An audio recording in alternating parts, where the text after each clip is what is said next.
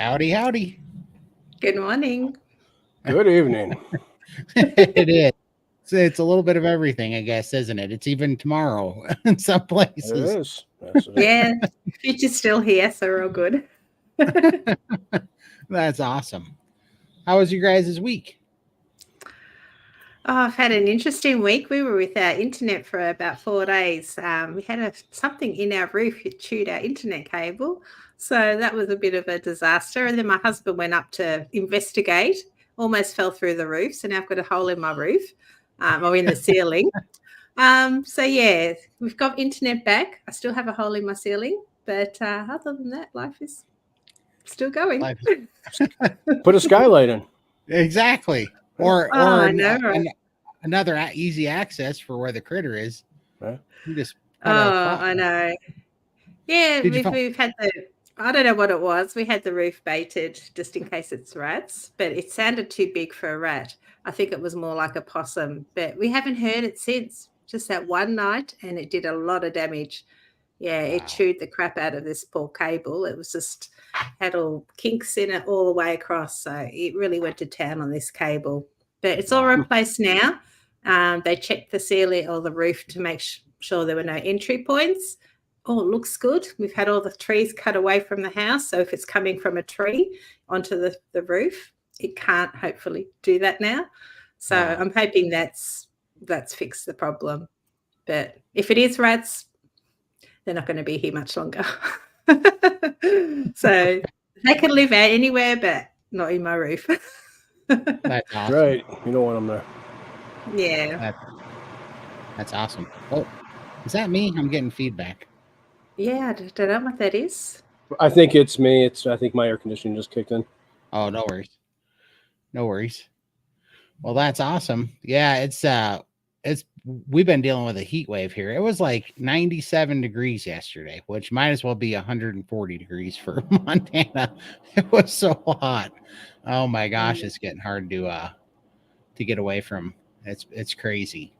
But yeah, looking forward to a nice little cloud just rolled in. It got down to a reasonable 80 degrees, which that used to be very hot here. So I can't believe I'm happy to see 80 right now. It's pretty crazy. Yeah.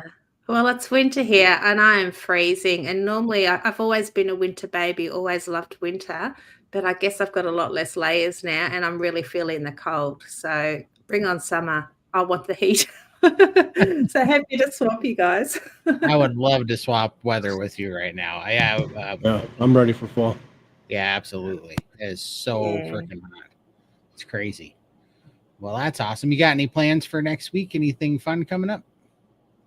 Oh, goodness. No, just work. I've got a lot of work to catch up on because had no internet for 4 days. So Right? yeah, pretty much working. And yeah, I think next week we've got a concert. I'm going with the girls, so that'll be really nice. So something to look forward to anyway. Oh, nice. Who are you seeing? Angus and Julia Stone. Do you know them? I don't know them. I don't know if they're Aussie or not, but it's a nice little group. Oh, that's Yeah, awesome. I love it. Guys in the chat, put it in there and let us know if you've heard of those guys. I've never heard of them, but that's awesome. Yeah. Very laid back kind of music. They sound like, I think they're on drugs or something, but they're pretty cool. I love them. Well, I mean, technically sugar's a drug, I think. So I think I think most people are on some kind of drug. Well, that's awesome. Yeah. I finally got the garage cleaned out, so I'll finally have a gym put in there by, I'd say, the end of next week. I'll finally be squared away, so that'll be fun. Finally getting that done. Looking forward to that, and starting to catch up a little bit on work. So I think we'll be able to do some more video, or I'll be able to get some more videos out here shortly. Finally have my head back in the game. How are you feeling, Michael? Is some of your fluid retention getting better? Yeah, I dropped like 15 pounds this week in fluid, so I'm happy about that. Nice. Oh, fantastic. Had a doctor come out. She came out Thursday and saw me. She put me on 14 days of this new water pill she wants me to try. It's only a short term, though. So hopefully I'll get that maybe Monday or Tuesday, and I'll try that for 14 days and see what that does for me. That is awesome. Well, I can't wait to see how that does for you. I know me and Michael were talking just a little bit before we came on here, and we both accidentally started to fast at the same time. I'm doing another 7-day fast, and he started his yesterday too. So, Yep. Yeah. Okay, so I guess that means I don't post any photos of my smoker today because I plan to buy a nice Scotch roast, and I was no photos. I'll post it next week for you. Well, that brings doesn't up, bother me. Yeah, and that brings up our topic today is carnivore restrictive or freeing, and realistically, it ain't gonna hurt me because, I got to feed mom Right. every day while I'm fasting, and then we'll go out on Thursdays. The guys have a company breakfast, and I have to go to that while watch them eat their French toast and pancakes and hash browns and Western omelets covered in ketchup and Tabasco, all the Biscuits things and I used gravy, to, biscuits and gravy, cinnamon rolls, all those things I used to love, and it doesn't faze me now. So I mean, that was kind of a thing the other week because I mean Thursdays I'm usually 4 to 5 days into a fast, and even then it's like not a big deal now, And so that brings up a great point. Put in the chat if you guys, what is your take on carnivore? Do you think it's restrictive, too restrictive, freeing? What's your guys' take? Because that is the topic of today. Let's see. Yeah. I don't know. Obviously I think, what kind of was spawning this question is I had a few friends ask me how to start carnivore. And I was, giving them, the basics of it, how to get started. And then one of them said, "What are you eating right now? What's a day of eating look like?"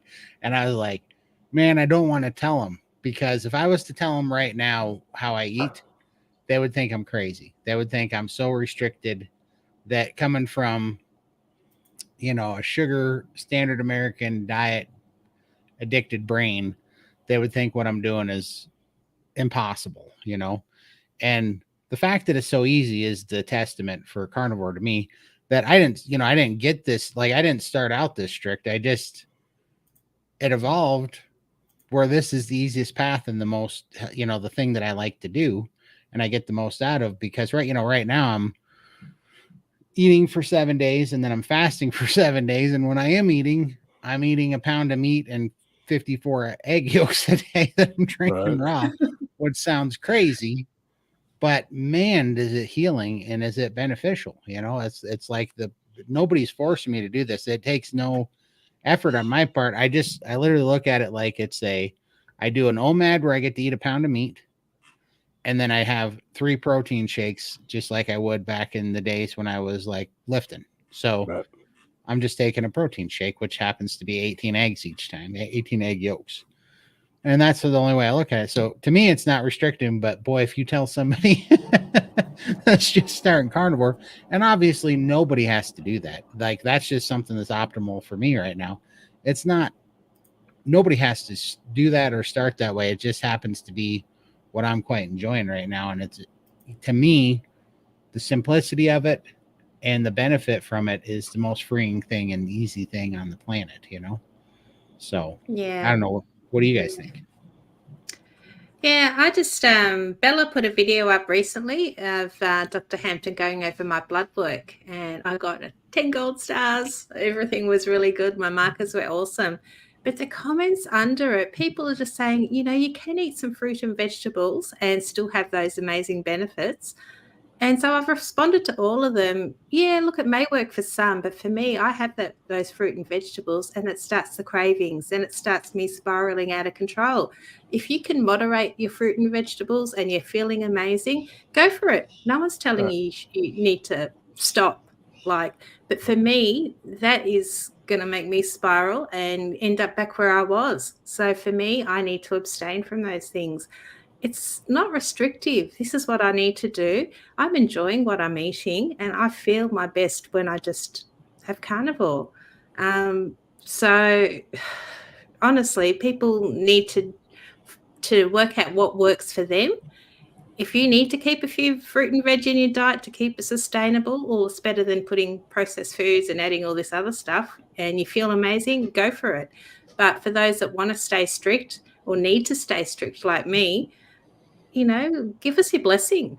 It's working. I'm feeling great. I've got the blood results. Dr. Hampton's given me a gold tick. So let me keep doing what I'm doing and just, you do you do me. But Right. I definitely don't feel it restricting at all. This is the most freeing thing I've ever done.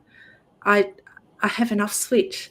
I'm not constantly consumed by food anymore. I was consumed 24 hours a day. Eat a meal. I'd be wondering where my next meal was, because in an hour or two, I'd be hungry again. I'm craving, I don't have that anymore.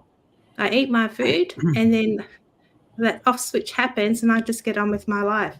When I start to feel a few tummy rumbles, which could be hours, 8-10 hours later, then I'll think about having some meat.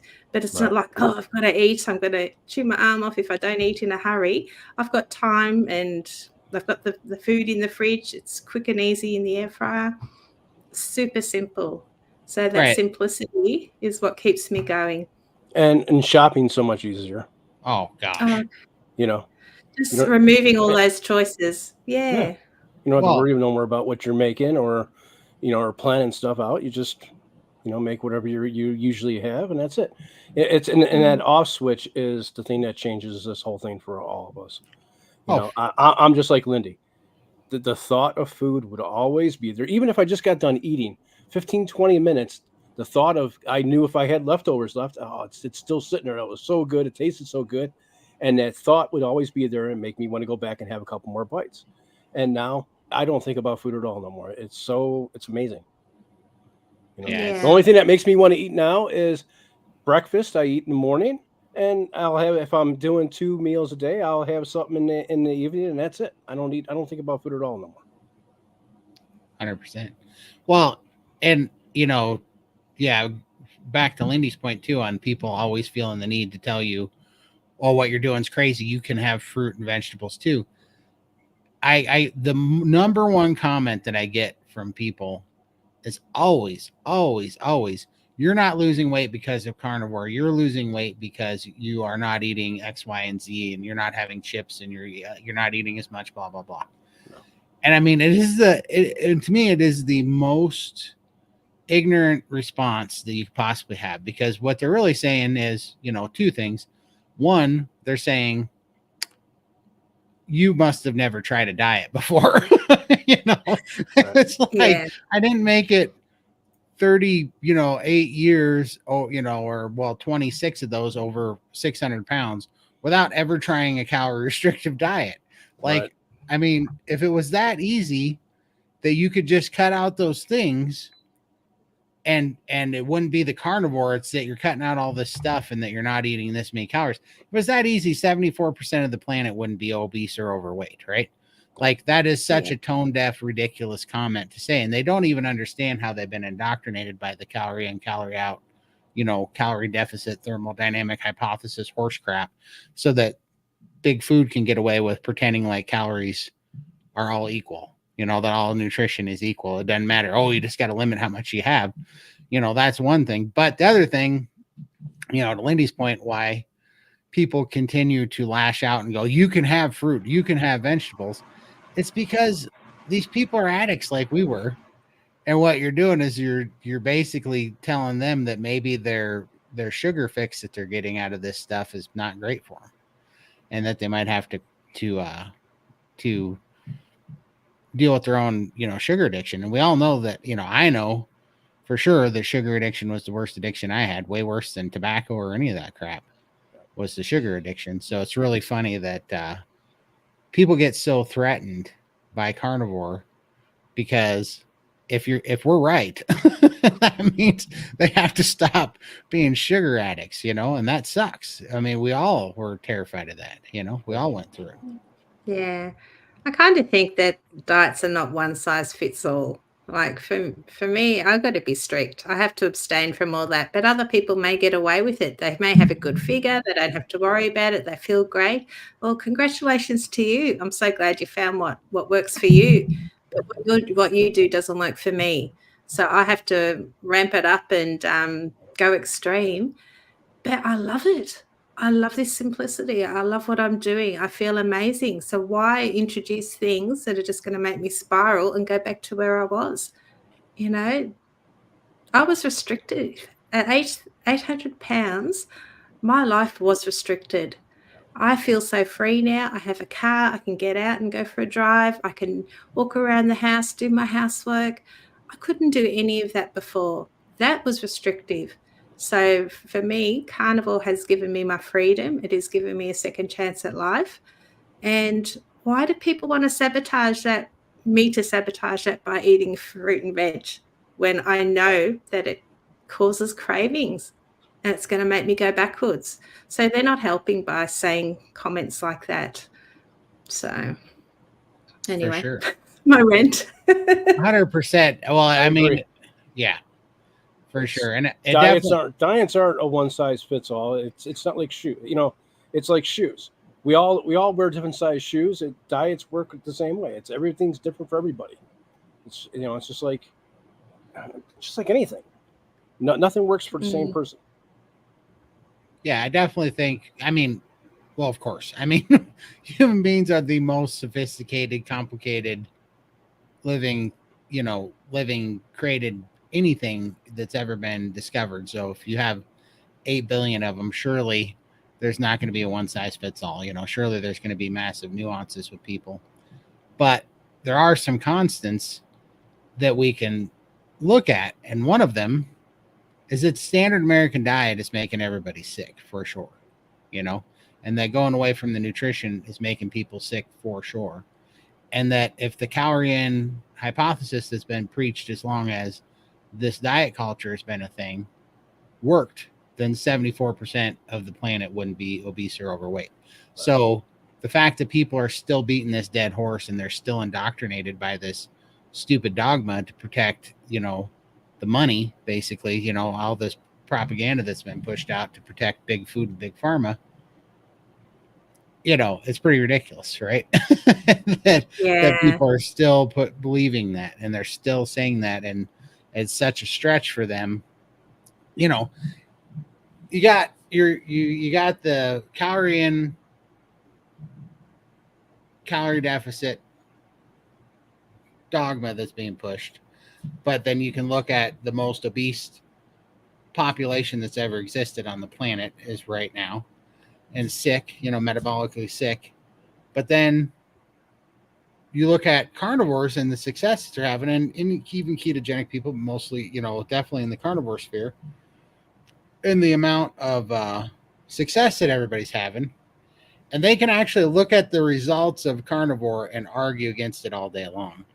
Meanwhile, they look at the lack of results with the calorie restrictive hypothesis and they still fight for it, which shows you how addictive sugar is and how well the propaganda works, how well these people are being brainwashed. It's quite incredible.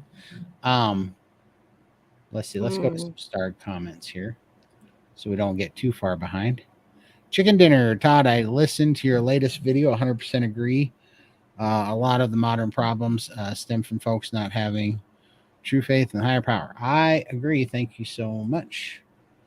Appreciate you watching. That was a fun interview.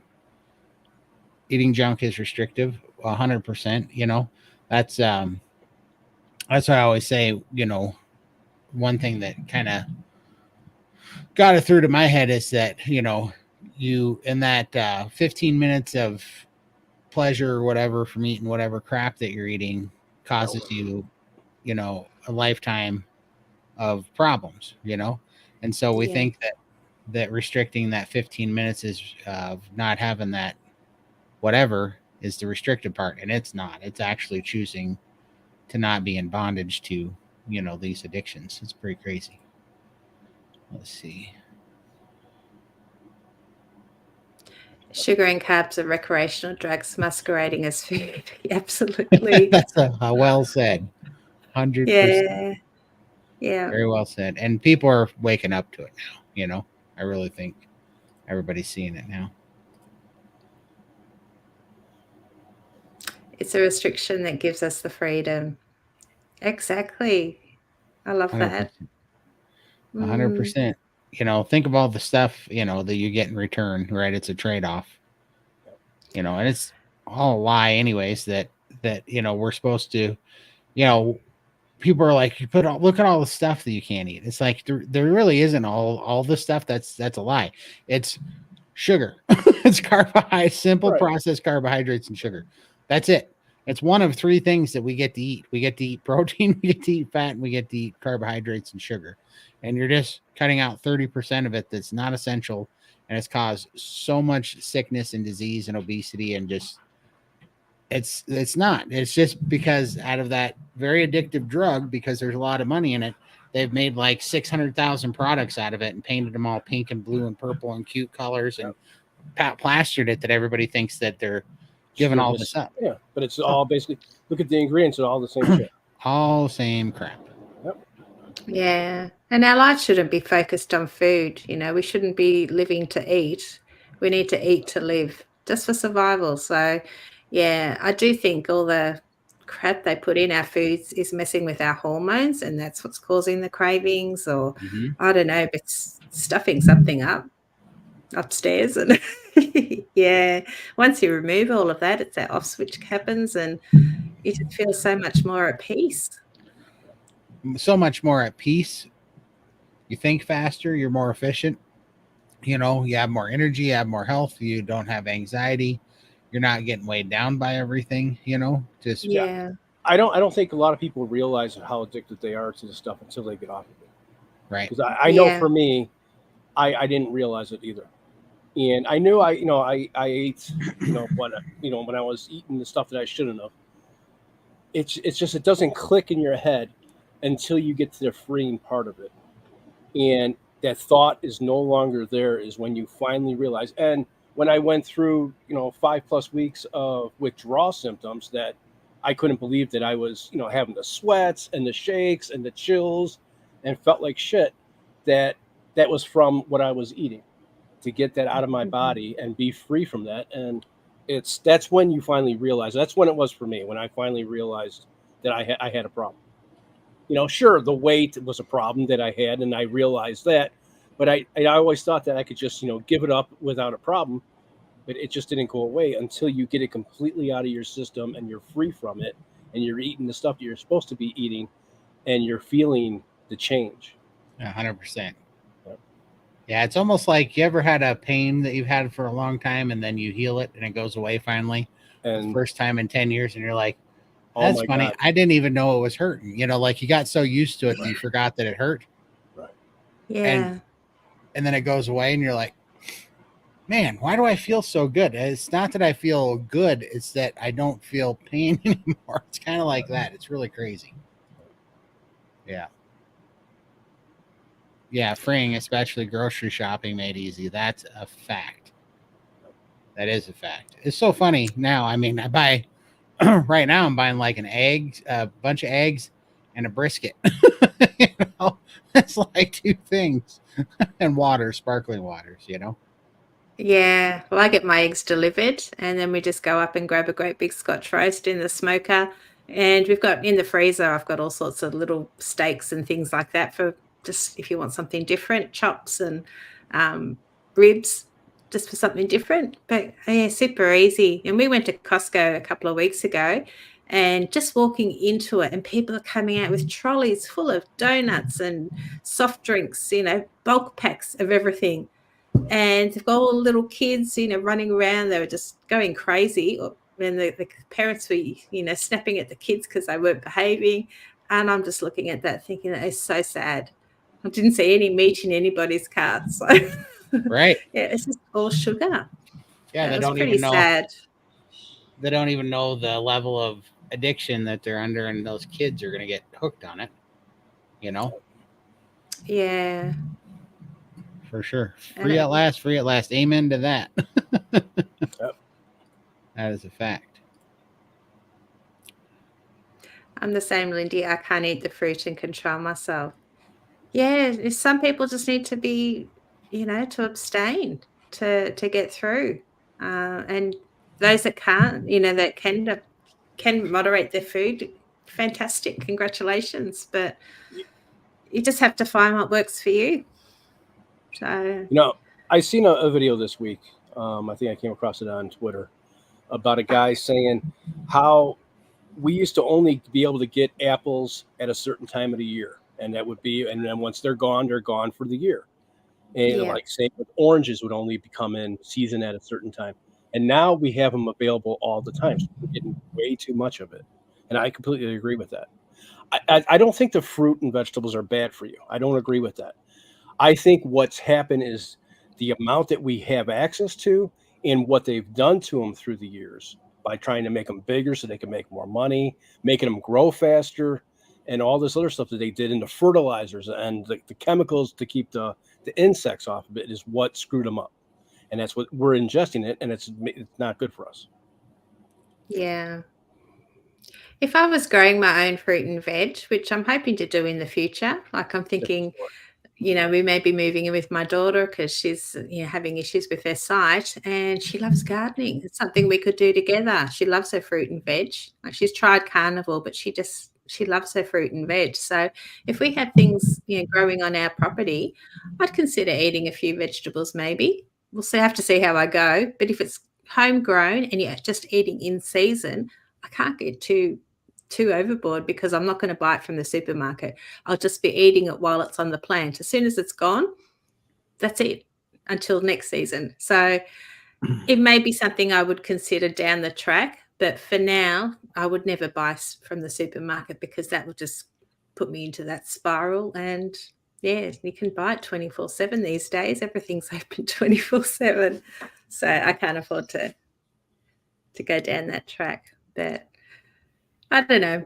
Something I was thinking about, but probably won't do anyway. Right. Well, and I mean, I am conflicted. I really don't know what happened to fruits and vegetables. What I do know is that over the years, through botany and changing the seed of all the plants, that screwed it up tremendously. Plus, like you say, geologically, we were not meant to have, berries and bananas and all the fruits and every season all year long and every type, right? It was much more limited, scattered around, and bits and pieces, and it was it wasn't a huge harvest of it all the time, right? And not having access to everything that's from that you can only get in Europe or Africa or something. Here we have access to everything that's around the world. Right, that's what I'm saying. And then also that we know for certain that they cross bred seeds to make them sweeter. They basically grew candy. They kept crossing seeds, and they knew from trial and error how to make the sweetest fruit. And so there's just extra fructose in that stuff, and it's just I don't believe that it's normal. I believe that we screwed up the soil, we screwed up the seed of the plants, plus we have just entirely too much access to all of it all year round. There's no resting period for the soil. There's no resting period in seasons for people. They can just eat it all day long, and I think I don't care if it's fructose or if it's sugar. If you have too much of it and you become insulin resistant, you're going to be on that insulin roller coaster, and eventually you're going to be a sugar addict if you're having it way too much absent of fiber. And then who even knows about what all the crossbreeding did to the oxalates that are making people so sick, That's basically, I look at it like ruminant animals are like our filter between the bad stuff that's growing now and us. Those cows take the hit with their 4 stomachs. They go and eat the crap, even if it's screwed up, and they filter it and they take out the best things and put it in their meat, and they filter out the harmful things that we shouldn't be having, and they just take the nutrients, they put it in their meat. And that's why the meat is so safe. The ruminant animals are so safe because they're literally filtering out all that nonsense and all the excess garbage in there for us. I do not understand why people think they need to tell you to eat fruits and vegetables when you're telling them that you're carnivore and you're not eating fruit and vegetables. Stop it. Yeah. Well, Yeah, we're like, here sharing our stories, from 800 pounds, and we're losing weight and we're feeling amazing. They should be happy for us. Why have a go at us and say, oh, all the stuff that they say, that can be pretty nasty at times. And then instead they should just turn around and say, congratulations, great job that you found something that works for you. It's just, I don't know yeah, why people have to be nasty. yeah, they can't help it. They cover it in virtue signaling that they're trying to help you, right? Right. But what it is when we were fatter, right? And then it made their bad decisions seem less bad, right? Because they go, Well, well, at least I don't look like that guy. yeah, at least I don't have their problems. They're clearly what I'm doing must be working because I'm not Right. that far off. And then when you come from from any dramatic weight loss or health change, it doesn't even have to be weight. It can be healing, something that's really difficult to get rid of, even type 2 diabetes, right? Like type 2 diabetes or, any of those things. If you change your diet and heal it, that is really hard for people that have type 2 diabetes and aren't healing it, because now you're kind of taking away their excuses not to eat sugar. And, it's so addictive, we keep talking about it, but it's so addictive that it always comes back to me when I think about people that tell me that sugar's not a drug. I think back to a story Sean Baker told us about cutting a man's leg off, amputating his leg for type 2 diabetes. He thanked him. Sean asked him if he would consider cutting out the sugar so that they could save his other leg and he wouldn't have to be back getting another one amputated. And he goes, oh no, I could never give up the sugar.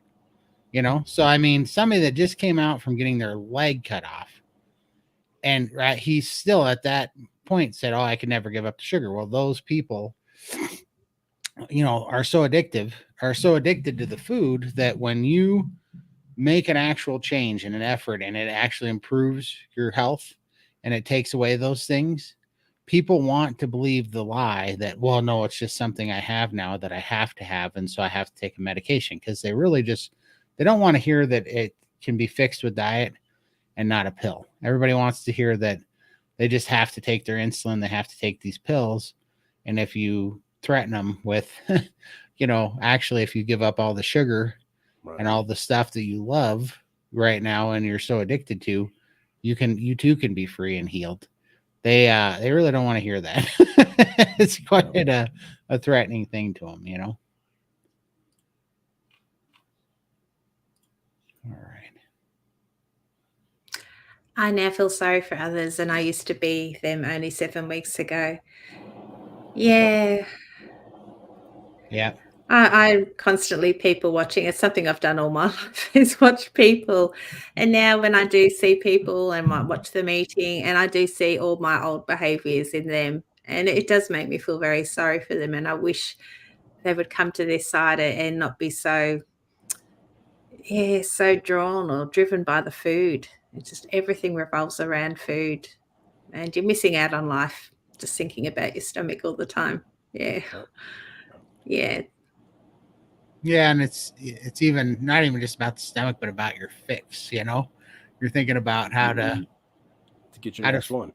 Yeah, get your next fix. How to get your fix your next depressed mood or anxiety or stress or whatever you want to deal with, or hunger or whatever they're using that for, because it happens to everybody, because all those things are the nonsense that makes you want to go feel better, right? That comes up, and that's right to Michael's point, is the mental part of this stuff that it's doing to our brain by screwing up our hormones, is pretty incredible too. People don't understand how much better they could feel and be able to think, because I was sitting here thinking, yeah, it's a lot to get through to people, because first you have to tell them they can't have stuff that they're addicted to and they really want, and they're kind of not, they're not in a good mental health state, most of the people that you're trying to tell that to either. They're not, their hormones are not functioning properly, and they're either going to be depressed or full of anxiety or something's going on with people most of the time when they, when they really need to change their diet. So that's why it's so hard to wake people up sometimes, Yeah. Oh, thank you, Carnivore. There we go. I shop in my basement freezers. We don't have basements here, but I have a garage freezer, and yeah, that's nice and stocked, nice and full. Absolutely. Yeah. I look forward to your lives that help with the Sunday scaries. Yeah. That's awesome. So comfort eating is a real thing. Life happens. I've had a few, pretty bad few months. And that's how I used to cope. That's how, you just eat and it would take away the pain from my life. And now that that's gone now, and these things are happening in my life, sometimes I'm kind of drawn to that. It's like, oh, one thing's not going to hurt me. It'll just give me a little bit of comfort, a little bit of pleasure for a little bit. But geez, that starts that spiral again. Like those cravings come back and then you're constantly consumed by it.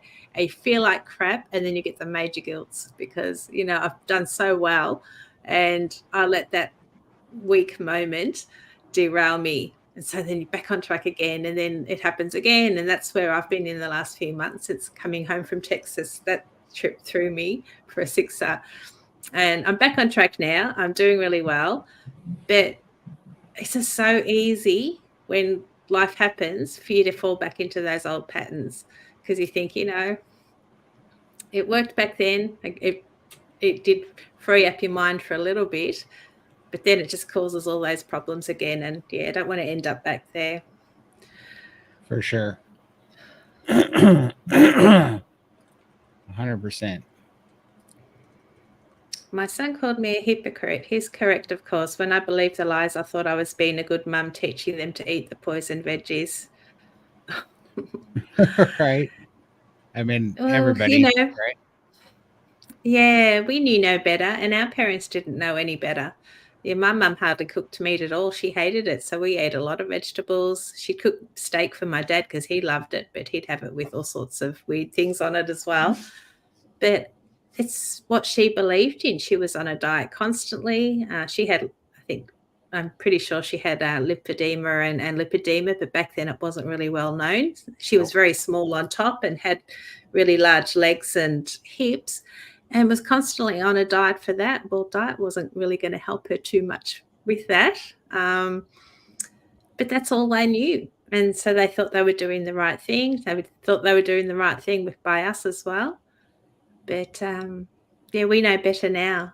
And I wish I knew this a lot sooner so my girls would have be in a better position as well. But, yeah, just hopefully the next generation, it'll be better. For sure.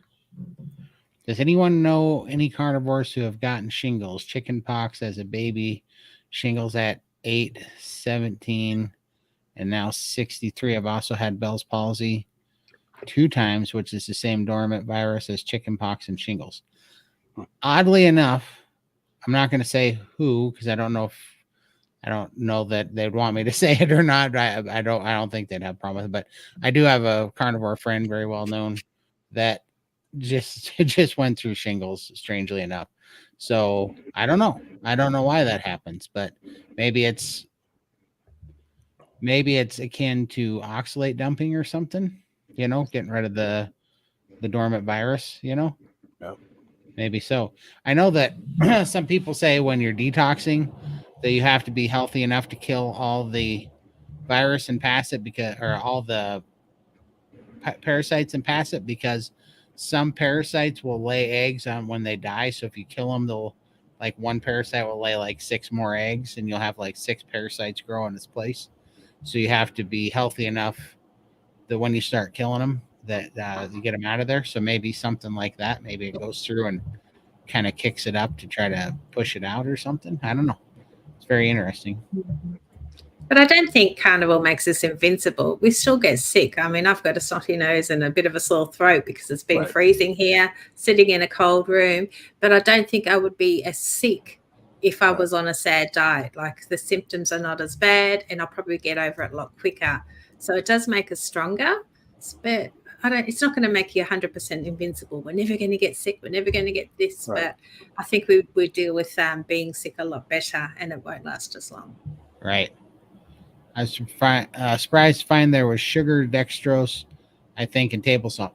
Yeah, I know. And it's so funny, right? Because I got lambasted by a commenter one time for pointing that out. And they were so mad because their argument was that it was just a little bit and it's just for an anti-caking agent. And I'm like, I don't care what it is. It's a substance that is 8 times more addictive than heroin, and they're putting it in our salt. Right. And it doesn't need to be in our salt. No, or our meat or anything else they put it in that it shouldn't be in. No, the amount. I mean, the verbal gymnastics that these people will do to bend over backwards to defend companies putting something so addictive and so harmful in everything that it doesn't need to be in, but it all just has a good, innocent purpose. It just happens to be killing slowly 74% of the Earth's population, but no big deal. Nothing to see here. Let's go ahead and defend them putting that in there all the time. And it's crazy. It's all these little bits that add up, you know, a little bit of sugar here, a little bit there, and then it becomes a huge amount when you're consuming it in every product you're eating. Right. Death by 1,000 cuts. Yeah. Yep. Crazy. Yeah. What you discover in the grocery store now is ground beef and eggs are cheaper than junk foods. Oh, it's a win for us. So bring it on. Right. 100%. Yeah. But yet people can't afford to do carnivore. Here's a stranger. There he is. Hey, Mike. I haven't seen Mike. Hi. I haven't seen Mike. Yeah. Yeah, 100%. Yeah. Sorry. Once you cut out the snacks there, where savings come from, the cravings go after time for the most part. Absolutely. I mean, there's so many things. Not only that, but once for me right now, it's never been cheaper to eat because I fast half the month, Right. So I'm only eating half the time. And when I am eating, I bought a smoker that makes meat so good that even cheap cuts of meat are awesome. So, I mean, I've been eating like a $90 brisket, make it on a Sunday, and I'll buy a whole ton of eggs because I'm eating a whole lot of eggs right now. But, I mean, my eggs cost me more than my meat does lately. And it's just super cheap. It's just been super cheap. It's probably the cheapest I've ever eaten in my life because there's no energy drinks and sodas and coffees and, desserts and candy bars and, snacks and all this crap. There's none of it. So for sure. Yeah. I'll put a disclaimer in there. You don't have to eat 56 eggs a day. Todd is doing it for a reason. 56 is crazy. I ate 54. 54. Oh, that's 54. Better. But we don't have to do that. You're doing it for a reason. For sure. You don't need to fast. I don't fast. I'm not a faster. I struggle to fast. But it works for these guys. They do amazingly on it. But for me, because I've had the lat band surgery, I can't eat enough, enough to be able to do the fasting. So I find it's a bit more, that to me, that's restrictive eating, just it puts thoughts into my head. I need to have my food every day. But I do intermittent fast. So I only eat when I'm hungry. It could be 1 meal, sometimes 2 meals. Sometimes I can eat 3 meals. I take advantage of those days and do a bit of a prime. But then I might do a 24-hour fast. Like I don't, my eating is not ruled by the clock. I don't look at the clock when I eat. It's just when my tummy feels like I need something in it. I try and distract myself. If that the craving or all that tummy rumble's still there, I know I'm definitely hungry and I eat a full meal. I never snack. So that's how I sort of navigate the intermittent fasting. Why do you eat 54 eggs a day? I eat 54 egg yolks a day. One, because I was just reading that comment. I'm not that crazy.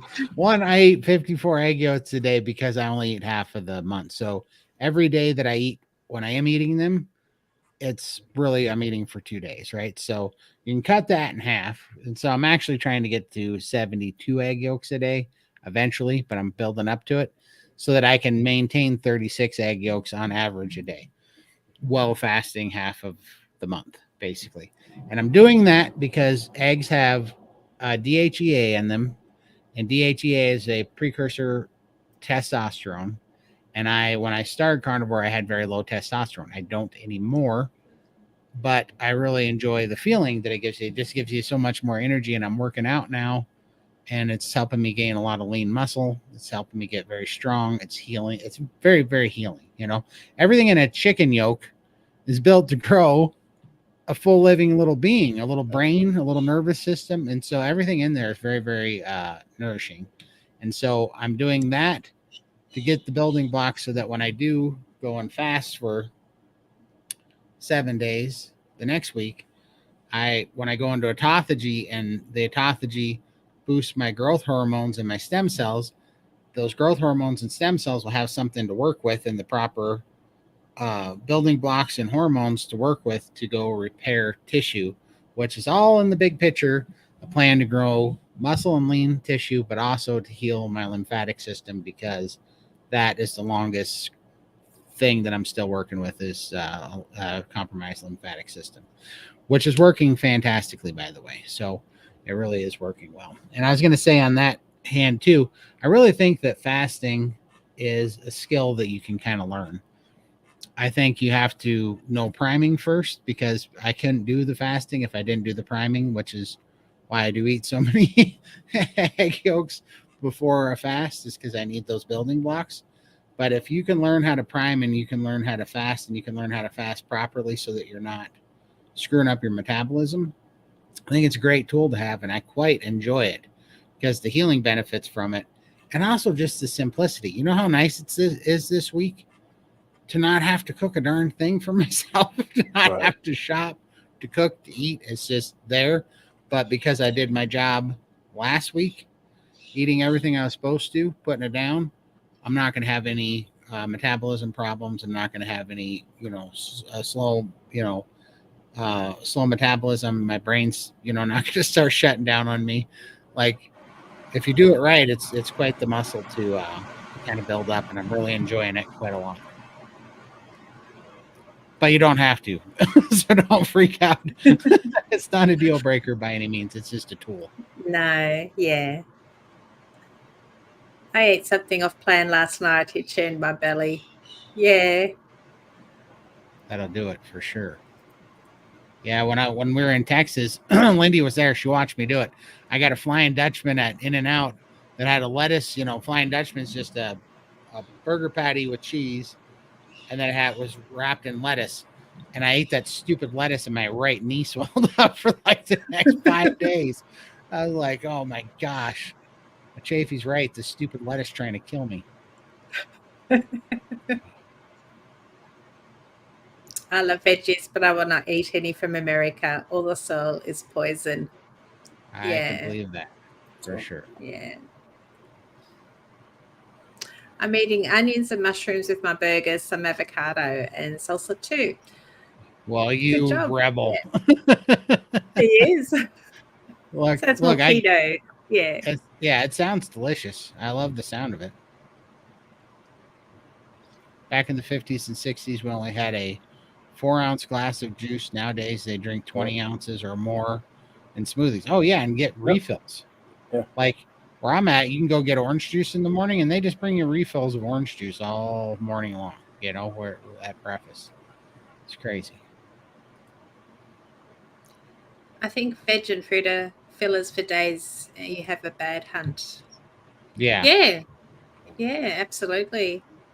They're just not meant to be consumed every day, 24/7. Like, it's just too much. For sure. I did Carnivore in June, gained weight and inflammation, so I went back to Carnivore July 1st. I've been feeling better. Nice. Sometimes that's a good reminder for us, For yeah. Sure. I have 3 older sisters, and it's killing me that they suffer so much but won't change. Yeah. Right. It's hard. It's hard to get people to see it when they're smack dab into it, you know. Yeah. That's something I struggle with at the moment. A lot of people see my transformation and they're happy for me, and they've got issues, and they talk about doing carnivore, but then they say, "Oh, but I wasn't 800 pounds, so I don't have the same problems as you." And I'm like, no, there's so many testimonials out there, people curing and healing so many conditions that they all have.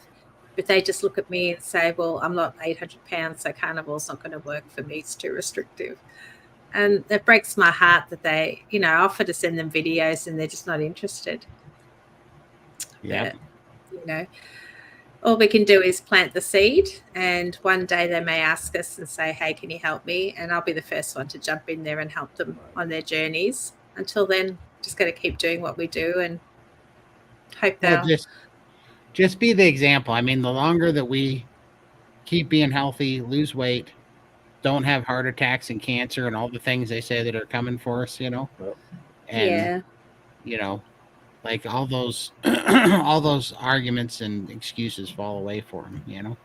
And then they'll get to where we're like, it's do or die time, you know. And they'll need an example for sure.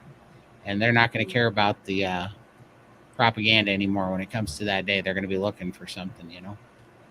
Yeah. My partner, not overweight, but certainly has a sugar addiction. His GP has tagged him as a diabetic after some blood tests results. Yeah. Well, a lot of people have diabetes now, and I don't know. They're quite happy to take the medication. They don't want to change their diet, or if they do change their diet, the recommended diet is crap. The ones they're recommending for diabetics. Yeah, my daughter's type 1 diabetes, and they're like, eat as much as you like. You just dose it with insulin. If you have a donut, just have more insulin. I'm like, no, don't have the donut. And she's good. She doesn't eat the sugars, and she's pretty good with that. She is low carb, but the recommendations from the dietitians and stuff for her type 1 diabetes have all just said have more insulin. For sure, I know, and I mean that Ozempic, it's just killing people. It ain't going to take long, and people are going to find out. It's just a death sentence, you know. It's just a little bit slower, you know. I just lost a good friend this week that I just talked to her 2 weeks ago, and she was telling me how good she was feeling, that she dropped 54 pounds, and her doctor was really happy with all her results. And Tuesday was her birthday. I messaged her for her birthday, and I never heard back from her. 2 days later, I get a message from her daughter saying she just found her mom dead on the floor, and she was taking Ozempic. I warned her about it. I tried to get her to take to go carnivore. I explained it all to her. I gave her links to all our channels, and she just wasn't ready to give up. And her doctors pushed Ozempic on her, and now she's no longer around. And she was feeling great. She was doing good. And I told her, I'm happy for you, but I warned her. I can show you my text messages from 2 weeks ago. I warned her. I said, please get off of it. I said, it's not good for you. And she's no longer here. And she was only 53 years old. Wow. Yep. Oh God, my age. It's devastating. I began as carnivore, and for the last week went carnivore with the exception of a splash of coffee creamer. I feel a bit weak, not being able to give that up. My lymphedema just decreased a great deal. Yeah. In time, you may give it up. It gets easier. But I've got a coffee this morning. I don't normally have coffee when I'm at home. I normally use it as a treat when I go out, but I needed it today. I just thought I need a little bit of spoiling, and if I'm going to have a cheat, a coffee is my cheat. So that's awesome. Yeah, and like so much better than our old off the rail cheats. Exactly. Yeah. And it's diluted, so it's a very weak coffee because I just use the same pod and I do it like 3 times and top it up with hot water because it's a pretty big mug. Yeah, so it's a weak coffee. I don't tell anyone if I'm asked. I just say I've cut out all the sugar and most carbs and cut coffee down with heaps and drinking more water. They seem happy with that. Yeah. Best way to do it. For sure. Ooh, here's a good question. Can carnivore help with addiction such as smoking and drinking? I think 100% it can. I think I think most addictive personalities, and I had a terrible addictive personality. I was addicted to everything. Anything that I liked, I would push it to a point of compulsive addiction for sure. And I was addicted to nicotine. I was addicted to caffeine. I was addicted to sugar. I was addicted to gambling. I was addicted to so many things. And when I got on carnivore and the anxiety and the depression went away and the hormones balanced out, so did my addictive personality. I don't have addictive personality anymore. Not at all. I quit. I didn't even want to quit. I wasn't even planning on quitting. And I quit a 26-year nicotine habit cold turkey overnight, and I haven't looked back since. And that was last October 26th, and haven't touched it since and did not miss it. And by the way, out of all the things that I was addicted to, by far, sugar was the worst one. Sugar was the hardest one to quit. Once I found out I was addicted to it, that it was a real thing, none of it was near as hard as quitting sugar. Everything else was easy compared to sugar. So, but yeah, it absolutely can. What do you guys think? I think we've replaced addiction with an addiction for feeling optimal. I want to feel great. I want to live my life, have a fantastic life. So I see myself at, 100 years old, still playing with hopefully grandchildren, or, out there in the garden playing with flowers, my daughter, or something like that. So, yeah, my new addiction is living the best life. And I know I can do that by eating carnivore. So when I go off plan, I know I don't feel optimal. So that keeps me on track. So just a better addiction in a way. For sure. Well, I mean, the best addiction to have is. Well, yeah, it is. And that's also that's a good point about that I've always said is stupid about restrictive diets, because Jordan Peterson always talks about it. You can't take something so big out of your life to create a vacuum or a hole and not replace something with it, And so calorie restrictive diets is based off of the precedent that you're just going to create this giant restrictive hole all the time and never fill it with anything, right? And it's just going to stay there, and you're just going to live with it, white knuckle it, and just put up with it forever. And if you don't do that, that's one of the reasons, if you don't do that, you're, you're slothful, you're weak, whatever. And you're responsible for all these things that happen to your health.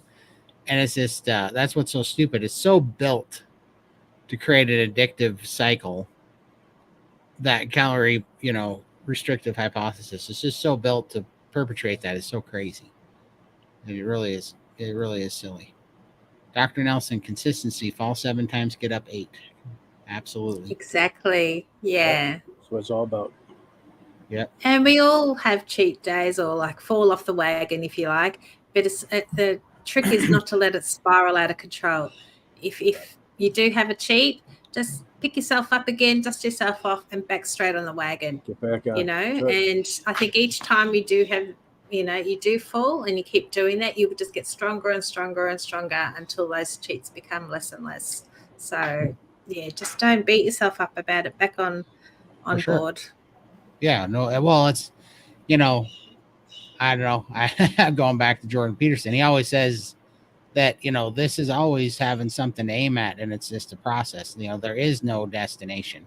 It's just a process. So there's going to be ups and downs in it, as long as you just keep pushing forward. And, from a Christian point of view, that's what I love about understanding what repentance means. It's not just saying you're sorry. It's turning from that thing and heading in the right directions. It's looking toward your goal, right? It's looking toward, and repentance in the Bible talks about turning from sin, looking to Jesus, and following righteousness. Well, there's a dietary sense of that too, where the old way was you would look at what you couldn't eat, where, carnivore is like, you look at now what your new life is, and this is your new goal. You're just going in that process of nutrition. You're just putting nourishment in your body, and you're staying away from all the crap. It's just a different thing. It's not a calorie restriction.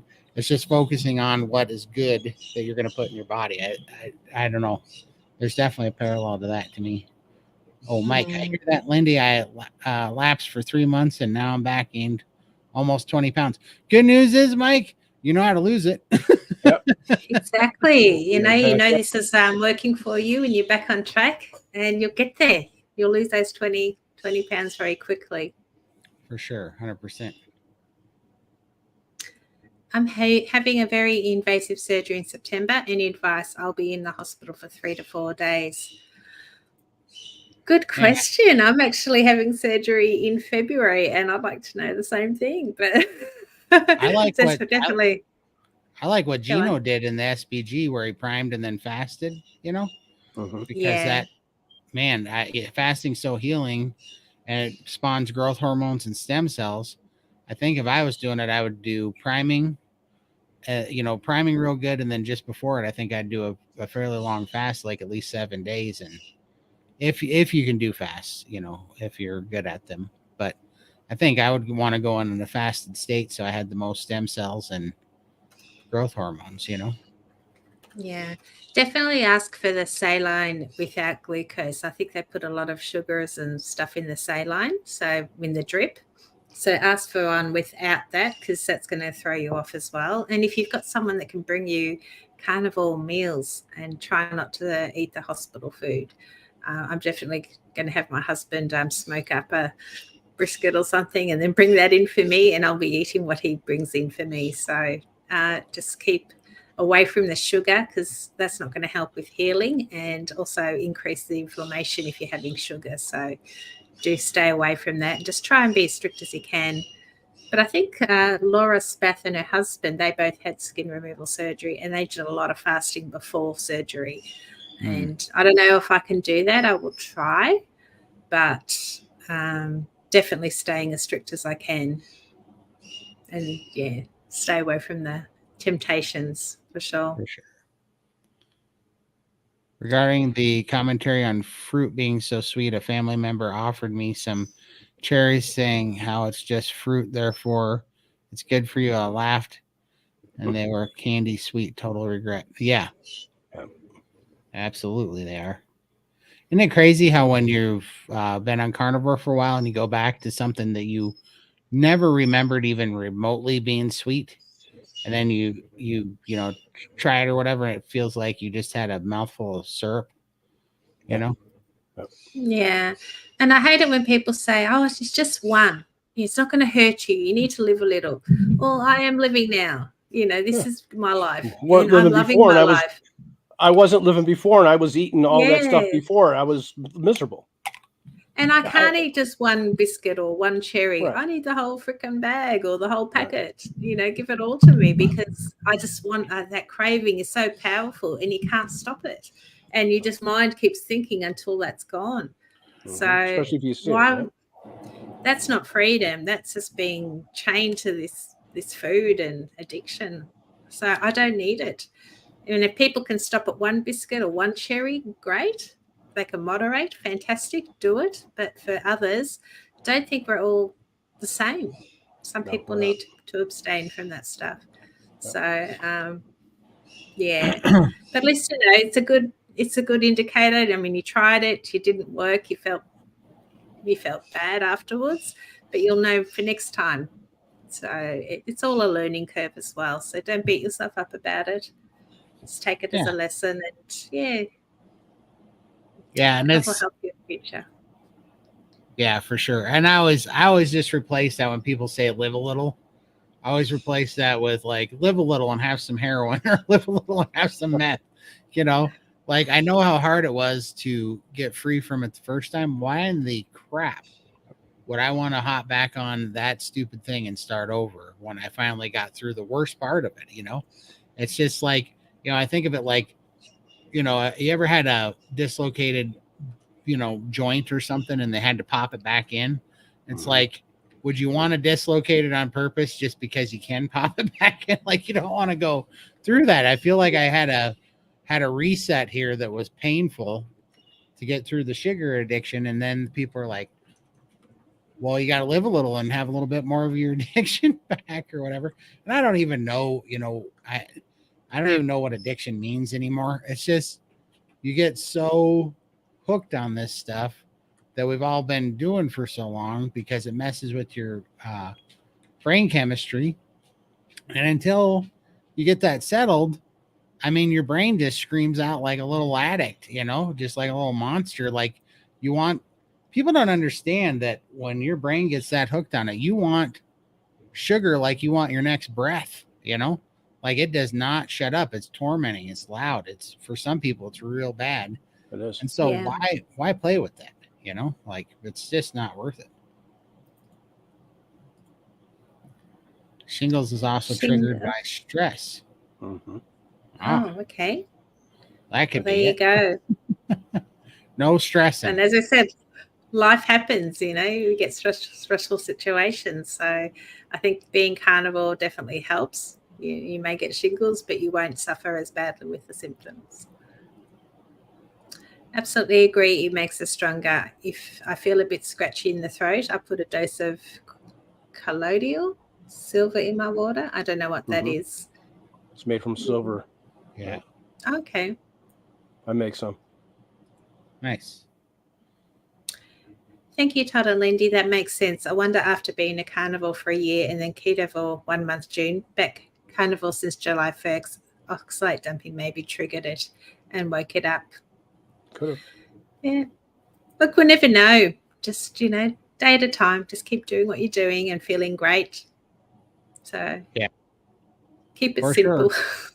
Yeah, and I don't know, every time I have a rash or an oxalate dump or just a weird day that comes out of nowhere, I just assume something's being pushed out that's going to be, I'm better off for it, because at this point, what else is it, You need to keep about 80 hens to keep up with that supply for sure. I'm going to need another 50 chickens, I think, here pretty soon. But how many chickens do you have, Todd? What did I get? I bought 30 of them. Of them. And then I think 3 of them died for whatever reason. They just dropped dead. And so I think we're down to 27, but my sister has like 30 as well, which some of hers died. So I think we have about 50 right now. Quite a few of them. And they're egg making machines for sure. But yeah, I still supplement mostly with the Wilcox eggs from Costco I like. So I don't mind those at all. I'm down to a size 40 from 48 to 50 a year ago and down to 249/50. I want to get below 200. I'll be 65 in September. That's great, Grey Wolf. Awesome job. Congrats, Sam. Yeah. That's huge, man. Yeah, and I mean, just keep going, right? It's like, what else are we going to do? It's so funny when, because I get all these comments and questions. They're like, how long did it take you to lose 300 pounds?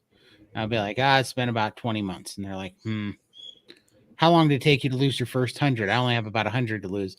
And I'm like, what else are you going to do in that 20 months anyways? Like if you have weight to lose and your health is bad and whatever your reason is for trying to get healthier, if you're not doing something to get healthier, then you're just going to get sicker. You're just going to keep going backwards. And so it's kind of funny how, and I'm laughing at myself because I remember doing this all the time too. And part of this is the restrictive diet problem though, because you go, okay, how long? People don't put this together, but I totally relate to this because people go, how long is it going to take me to lose X, Y? And people go, I need to lose 100 pounds. How long would it take me to lose 100 pounds? And somebody will say, realistically, maybe a year and a half. You might be able to do it in a year. Well, immediately they want to get it done as quick as possible. And part of that is because we have this ADD brain that's all screwed up with the hormones and everything and the sugar. But I think a bigger part of it is we've all been on so many calorie restrictive diets that we know that we cannot actually keep them up for very long.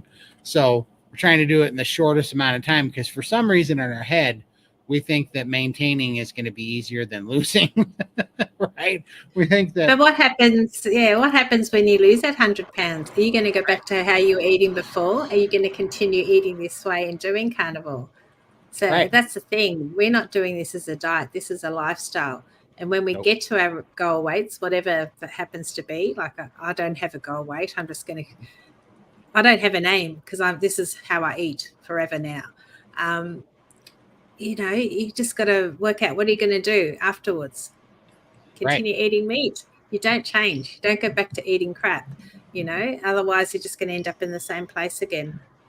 For sure. And that's what's funny though, but I remember doing this too, going, well, if I could just do this, I could do this for 6 months. I could work really hard. I'll dump this 150 pounds or whatever.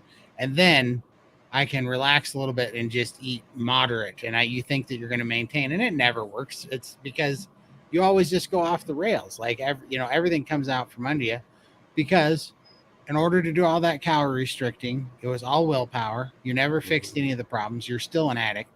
And you also tanked your metabolism when you're doing it. So then when you start eating, it just flips the switch back on and your brain, like, it's just gasping for air, like you just held your breath at the bottom of the ocean or something.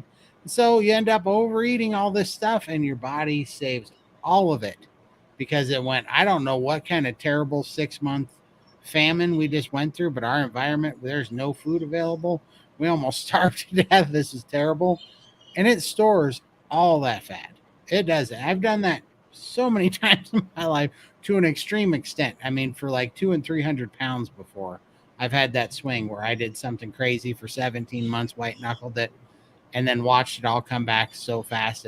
Should have set a record for Guinness of how fast I put back on 300 pounds. It is incredible, and it does not work, So it's like, we got to stop doing this. We have to take it off quick because you have to realize that you're not going to white knuckle this thing. You're going to do this one step at a time until you're free.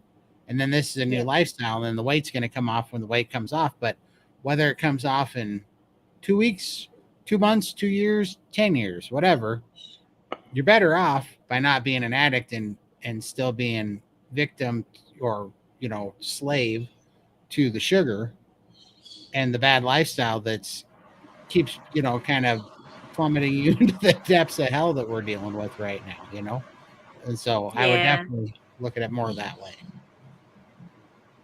And like someone like me, I've got 50 years worth of healing to do. So, I may lose a little bit of weight, but my body, I need to heal and my focus needs to be on healing. And the weight's just going to be the cherry on top. It'll come off as my body feeling safe and ready and I'm feeling healthier.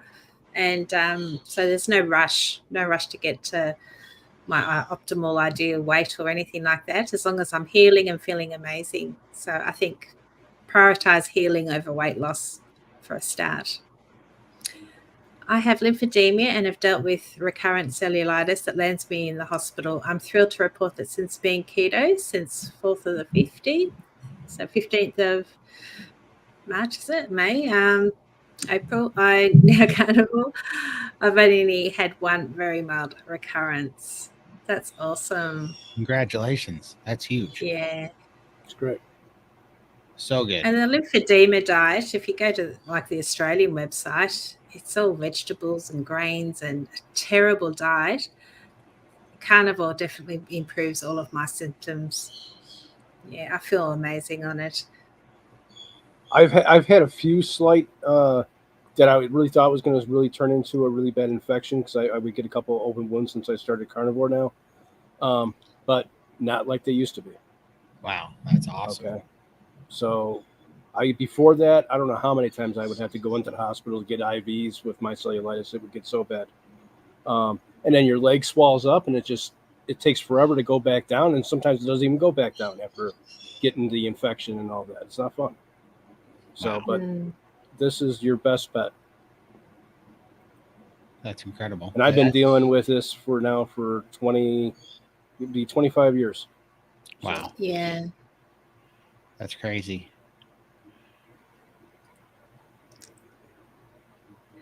I eat all types of meat, but I feel the best when eating beef. 100%. Yeah, me too. Yeah, chicken and pork make me feel a bit queasy. I just don't like it. And I've had lamb a few times, but I find it a bit heavy sometimes, very dry. But yeah, maybe because I don't cook it very well. But beef is my favorite. Well, now you got your smoker. Make it in there. You should. That'd be I awesome. I should try actually. Yeah. I did. That's what we should do next week when I'm not fasting. I'm gonna smoke a prime rib because people want me to make a video of smoking a prime rib. I got a couple requests, and you should smoke some lamb or whatever. You know. We should do an online one and we can smoke something together. Yeah. It sounds a bit fun. weird, but yeah. I'll buy something. We're talking about meat, people. Get your minds out of the gutter.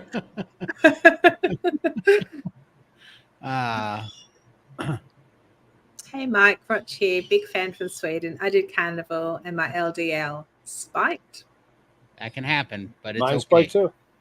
It's I got my blood test tomorrow, and I'm going to see what the numbers are now. Yeah. I'm not worried about the numbers. Ooh. Not worried about them at all. No, no worries. You know, it's like the numbers. Those numbers go up, but you know what came down since I did this? My weight. Right. And that's what's causing more problems than my cholesterol levels. So I'm not worried about it at all. And I told my doctor this.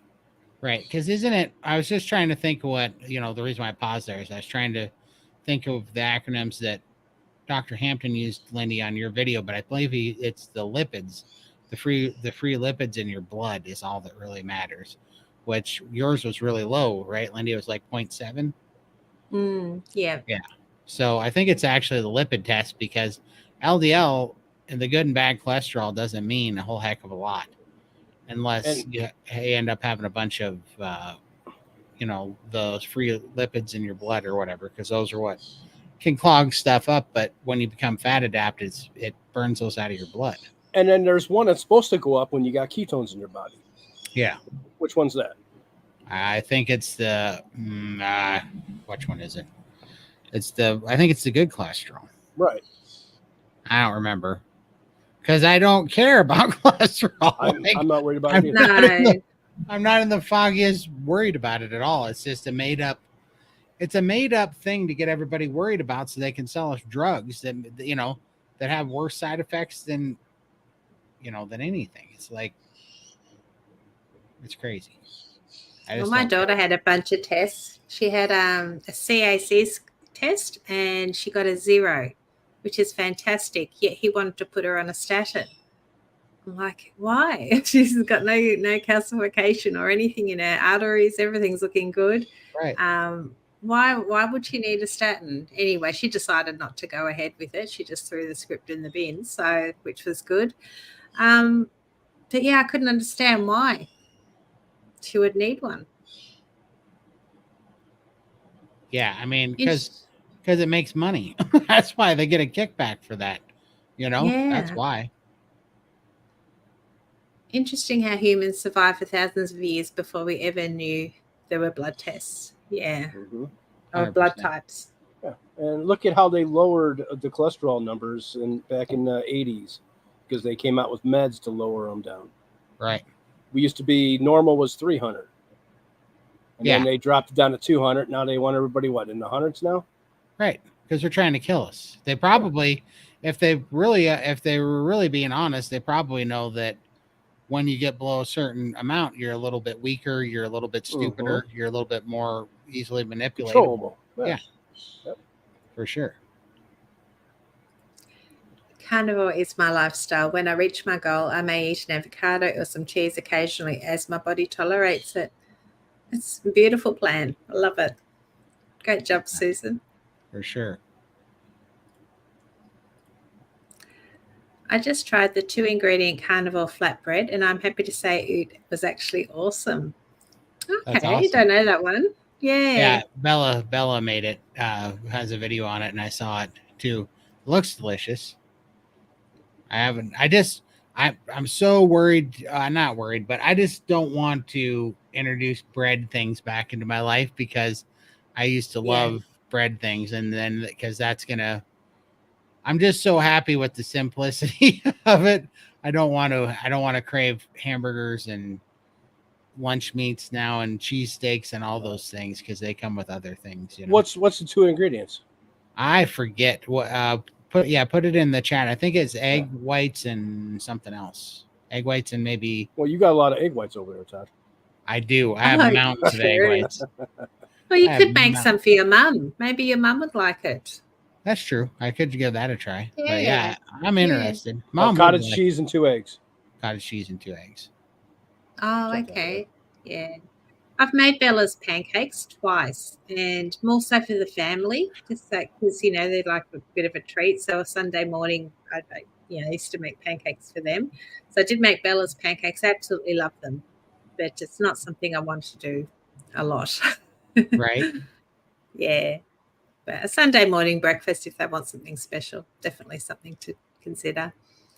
I'm so happy for you guys. If any of you are believers, please pray for the teens. My teen son is addicted to the sweets. He sneaks, and I just met one of his friends, 15-year-old, and around 300 pounds. Yeah, for sure. No, and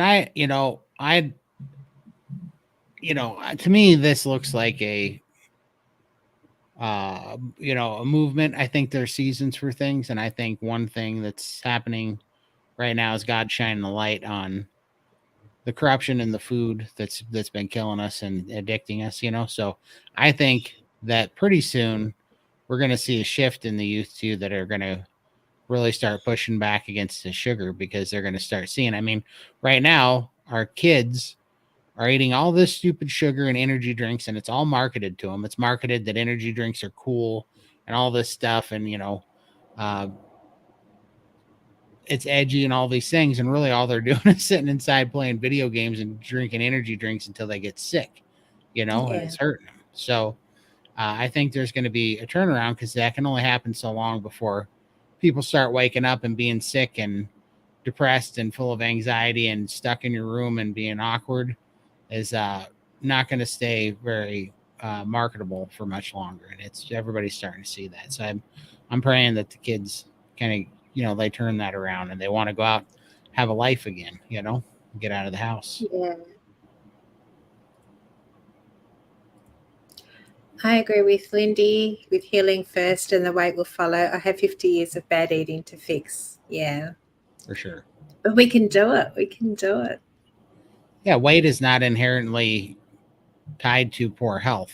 Weight is a parallel symptom. Weight's not causing the poor health. Your body really doesn't care until it gets healthy enough to get rid of it, for sure. Yeah. I now sleep through the night and don't even notice if I still have restless legs. I haven't slept through the night since 2021. That's awesome. Well done. Great. Congratulations. I love all these little non-scale victories, just feeling optimal and all these pains suddenly disappearing. And it's really good. Congratulations. Sure. No, that's great to see. And this is, it's these reports that are going to take this from being just anecdotal to making it something people have to contend with, right? The people that don't want to, the people that want to sweep it under the rug and just pretend like there's nothing to see here. These reports and these people's results, your results, you're the fruit that this diet and lifestyle bears is going to have to, people are going to have to take notice and contend with it, which is not, it's not going to bode well for the food companies and the drug companies for sure. So I look forward to that day for sure. Former vegan, and I've been trying carnivore for 3 months. I haven't made any beef or steaks that taste good to me. Where can I go to learn how to make steaks, burgers, or something else? Well, when Todd gets his, stuff together, he'll be doing some more cooking videos, hopefully. But for sure. I'm close. So, yeah. Yeah. Is it Chris Cooking Nashville? Does he do steaks or just other recipes? He does steaks. I mean, steaks are what I would say you should definitely practice with. Steaks and burgers, and one of the easiest ways to start is with a pellet grill with thermometers because it's just so easy, and it makes them taste so good. Like a pellet smoker. That's one way easy, but a cheaper, easy way is air fryers with meat thermometers too. Those work fantastically too, and the super easy cleanup. And you just really have to play with it, but you have to pay attention. But Chris Cooking Nashville does pretty good. The Meat Church guy on YouTube, he's not carnivore, but he does all things meat. So you can use his information for cooking times on things, but you'll have to not follow his directions on seasonings and rubs and barbecue sauces and all that. But you can use his stuff for cooking times, but you'll get really good at steak in a very short period of time. And then it'll ruin all steakhouses for you because you'll never be able to go out again because you'll make way better. Save a lot of money though. So do save a lot of money because it'll infuriate you to go out and pay $80 for a bad steak when you could have made one 10 times better at home for $25, So. Yeah. I just do mine in the air fryer. Very, very basic. I basically take it out of the freezer in the air fryer and eat. I don't let it rest or anything. And I was happy with Todd's that. blood pressure just went up. I did. I was going blah, blah, blah. I'm not listening. Hang on. Until I went to Texas, and then I had Ashley from Carnivore Brothers and Uzi Carnivore cook the most magnificent steaks. And now I can't eat my air fried frozen steaks anymore. Like I've been spoiled. So if you haven't been spoiled by a fantastic steak, you're pretty good with an air fryer. I was so happy when she got spoiled because you don't know, for like a year before this, she was arguing with me about steak. And I was like, what did that poor steak ever do to you to deserve a death like that? Like you're just butchering it. You're being so disrespectful to a perfectly good steak. And now she understands. Because she thought that I was crazy for the longest time. Yeah, it's a lot of time. You rest it and do all this stuff to it. And I'm like, but why? It's a steak. You just eat it and it's done. It's over with. But now that I've had that steak and know how good it is, I've got a smoker now. I bought the smoker so I can treat my meat nicely. And, and I enjoy it so much more. Yeah, for sure. I understand now. But when you haven't had that nice steak, an air fryer, I was content with that until I... Right. Yeah, right. Had the guys I'm not going with the smoker. I'm not trying to smoker meat yet until I don't even have a place to put it. So Michael, next summer when you're out of the house, you're coming to Montana and I'm smoking you some ribeye. Then you're gonna have to come back with me to put a patio on this place so I can have a smoker, man. I know. That would be a deal because you're gonna be hooked for sure. You're gonna be hooked. Yeah, it's pretty good. Oh, I know. I will probably start a channel. I've had cancer 4 times and I found that it was probably all from lack of iodine and fat. Thank you to God for leading me to you all and Carnivore. Well, let us know if you start a channel because we'll definitely follow you and promote you here. For sure. That's awesome that you found this way of eating. There's a lot of people that are, just doing so much better with their cancer diagnosis since being carnivore. So I'm so glad you found it. For sure. Cooking videos would be great. Yes. Very helpful. There you go, Todd. Challenge. I'm on it. The first one I'm going to show you is my 18 egg yolk shake. And it only takes about 10 minutes to crack all the eggs and about 10 seconds to drink, but it's one ingredient. Not much for super easy. Super easy. Yeah. No, we'll start. Maybe we should do a series of all the different ways to cook steak because there is a bunch of ways you can make really awesome steak. You can air fry steak, you can sous vide steak, you can reverse sear steaks, you can smoke and reverse sear steaks, you can use the auto wild, the salamanders. I mean, you're gonna have all sorts of fun with steak. So maybe we'll do that, and then we'll go to the tougher meats and some slow cooking options like sous vide, slow cooker, pressure cooker, smoker, those type of things, ovens. We could do that. That'd be fun. Yeah, I haven't invested in a sous vide yet. It's definitely on my wish list for one day. Why do you hybrid the sous vide with the smoker. With Smoker. a smoker. Yeah, I'll try to get one before you guys come over. Yeah, There we go. and then you can teach me. But yeah, we should definitely, if you do some smoking videos, maybe we can collab and do a smoking video together. For sure. And compare notes. I think it'll be awesome. And then it teaches me as well, because I'm very practical. I need to see it and do it rather than just be told. I finally got the smoker worked out because I was going off all these Texas's temperatures, and they're at sea level, and I'm at almost 5,000 feet in elevation, and that turned out to be a whole problem for the temperatures. But I finally got that worked out. I no longer have to bury meat in the backyard when I'm done smoking it. I stopped turning it into fossil fuel. We're okay now. I'm much better. Yeah, there are so many people that if they would have saw what I did to some perfectly good brisket, they would have strung me up for sure. But I got that worked out. It was 8.5 degrees difference. I was overcooking it by 8.5 degrees, and it was a real problem. And that was due to the elevation. So for anybody that's wondering, if you're having a smoking problem, you take all those times that all the Southern boys that do it and just figure that they're roughly at about sea level, and then you look up a boiling point calculator, and it'll tell you for your elevation what temperature water boils, and you adjust it by that temperature. And mine was 8 degrees, about 8.8 degrees to be exact, off from that temperature. And so I had to back it up 8.8 degrees, and that was the game changer. That made perfect brisket. So incredible. I don't know whose brisket's life I just saved there. Silly question, because that's me and my meat, I'm not very good with cooking it.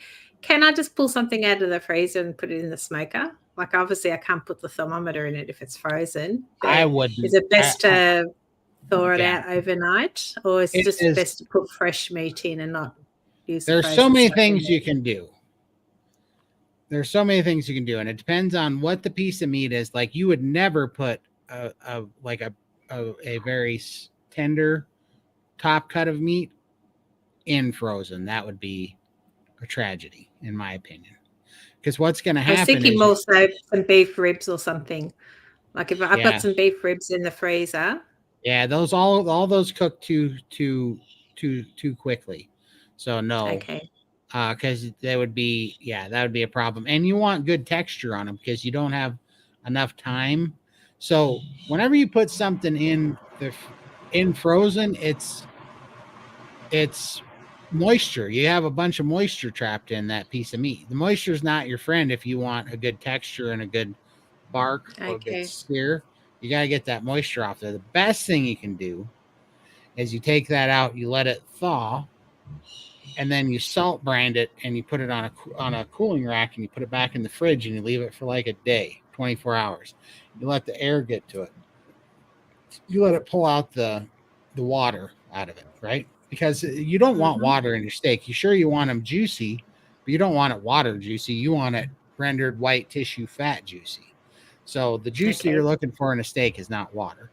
The water is going to steam your meat. Nobody likes steamed meat. That's gross.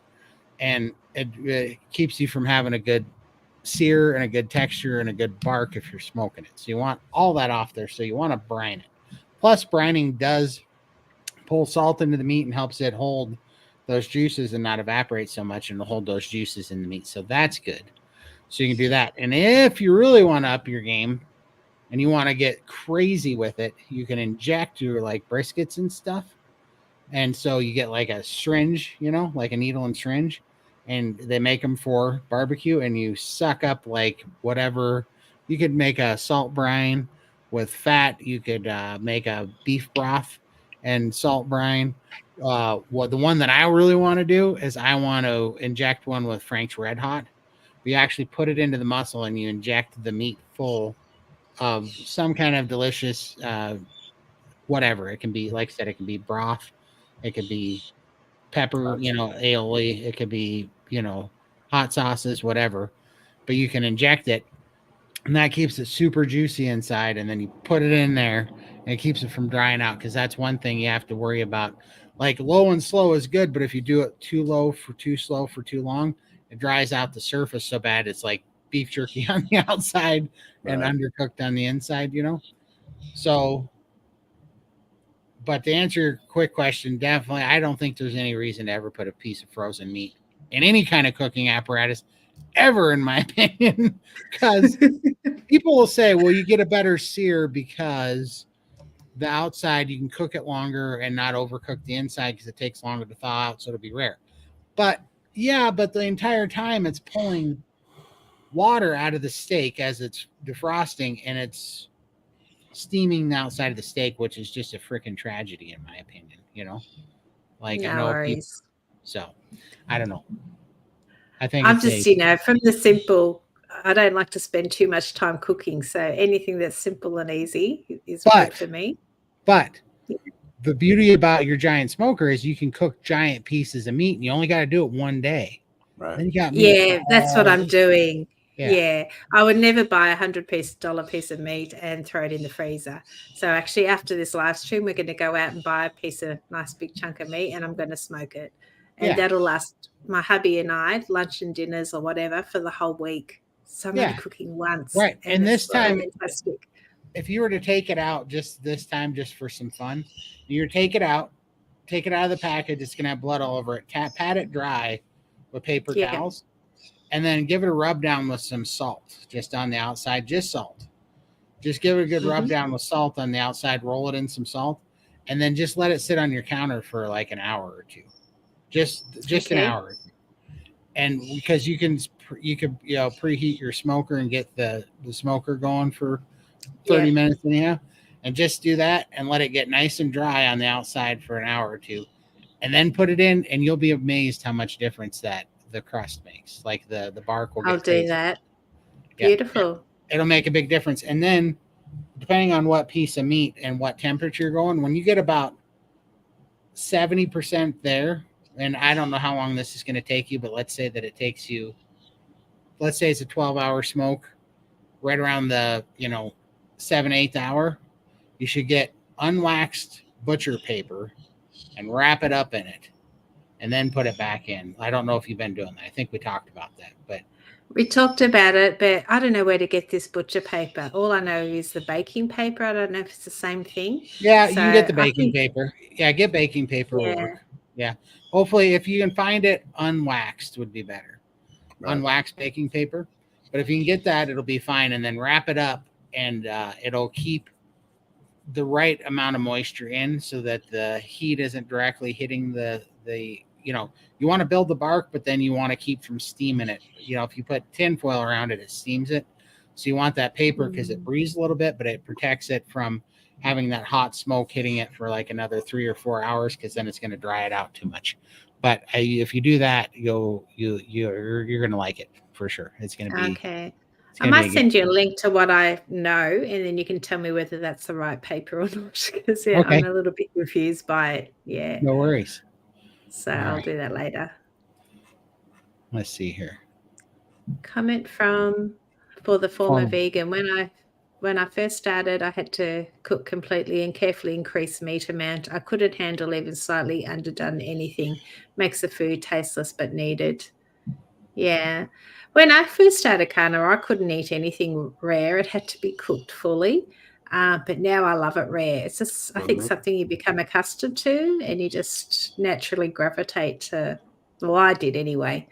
Now, if it's overcooked, I just don't like it. Right. Love it. The rarer, the better. For sure. They call it blue here, or still mooing. For sure. How's Bill Not in Alaska? Love him too. He's doing fantastic. He went to Costco the other day. Did he really? Yeah, he's got his last, or not his last video, but second to last video, I believe. He went to Costco and did a Costco haul. That's awesome. So, yeah, he's out. Beautiful. He's out and about with his brothers. He's been riding his 4-wheeler around. He gets out of the house now, and it's fantastic to see. So, and I think, and I think Carrie and Adam are going up, or Carrie is for sure. I think is going up to film him for the next 1 year. month, or I think next month. Yeah. Yeah, I think so. Or no, actually, I think it might be this one. Oh, I think it we might are be. August. Okay. So, Yeah. So it's gonna be great. So no, very, very happy for Bill. He's doing a fantabulous job. Also from a vegan to vegetarian to keto and finally to carnivore. Even as keto, I ate very little meat, took time and work to get to carnivore. Worth it. Long journey though. Good luck. Yeah. I think that's a great approach. Just take it slowly. For sure. Let's see here. Did we catch up? Yeah. Oh, here's one. It's amazing what we can do when we listen to doctors who aren't lying. Right. Yeah. Right. Yeah. Who are or that other stuff. I'm not going to say the doctors are lying. I'm going to say what they've learned, what they were taught was a lie because of the people that were teaching them. Right. And yeah. And the doctors are doing what we're doing as well. So they're practicing what they preach. They preach. So Exactly. yeah. And most of the doctors I go to, I mean, they're all overweight as well. And they're trying to give me advice when I've lost a lot of weight. And they're like, oh, just, you need to eat some vegetables. You need to get your nutrients. And I'm like, I am fine. You know that. You can see that in my blood results. Maybe you should follow the carnivore diet too and lose some of your kilos. But I never say that. But I think it. Yeah. Oh, for sure.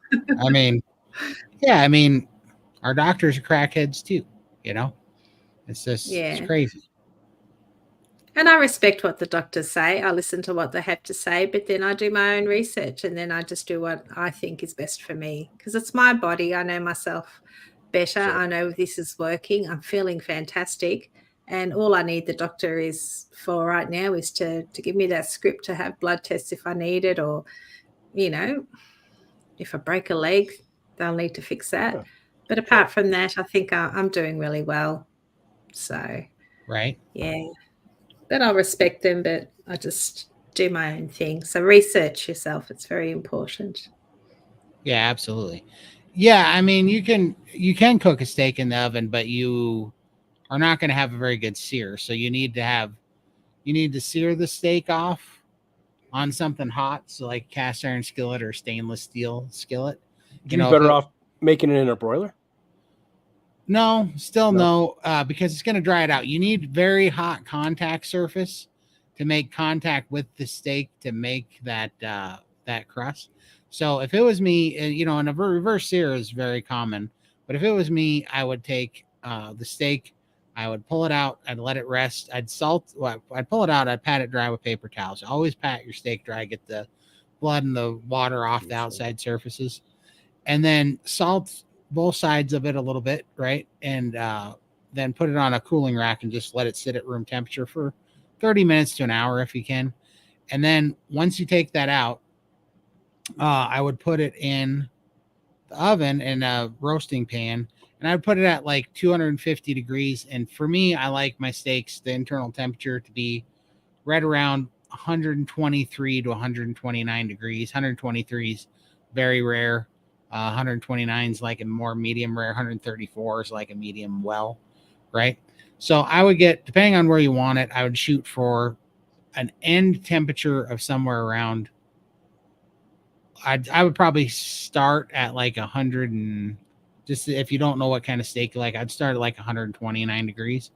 So you put it in the oven, probably take about 35 to 45 minutes, depending at 250 degrees, how thick your steak is. Check it with a thermometer, get it to about 127 to 129 degrees right in there. And then put it on a cooling rack, take it out, put it on a cooling rack, let it sit there. While that's happening, I would take and get a pan really hot and I would put a bunch of butter in it. And then I would put that steak in there and I would sear it with butter and I would bathe it in butter and do both sides for about a minute, minute and a half. Then you take it out of the pan, you put it back on the cooling rack, you let it rest for about 7 to 8 minutes, and then you slice it in like pencil thick strips against the grain, and that thing will be beautiful. And then use that butter to dump over it from your pan. It's is going to be tasty for sure. About the best you can do, I think, with oven and skillet. So drugs, most doctors, that's a fact. Mike Shaw says hugs, not drugs.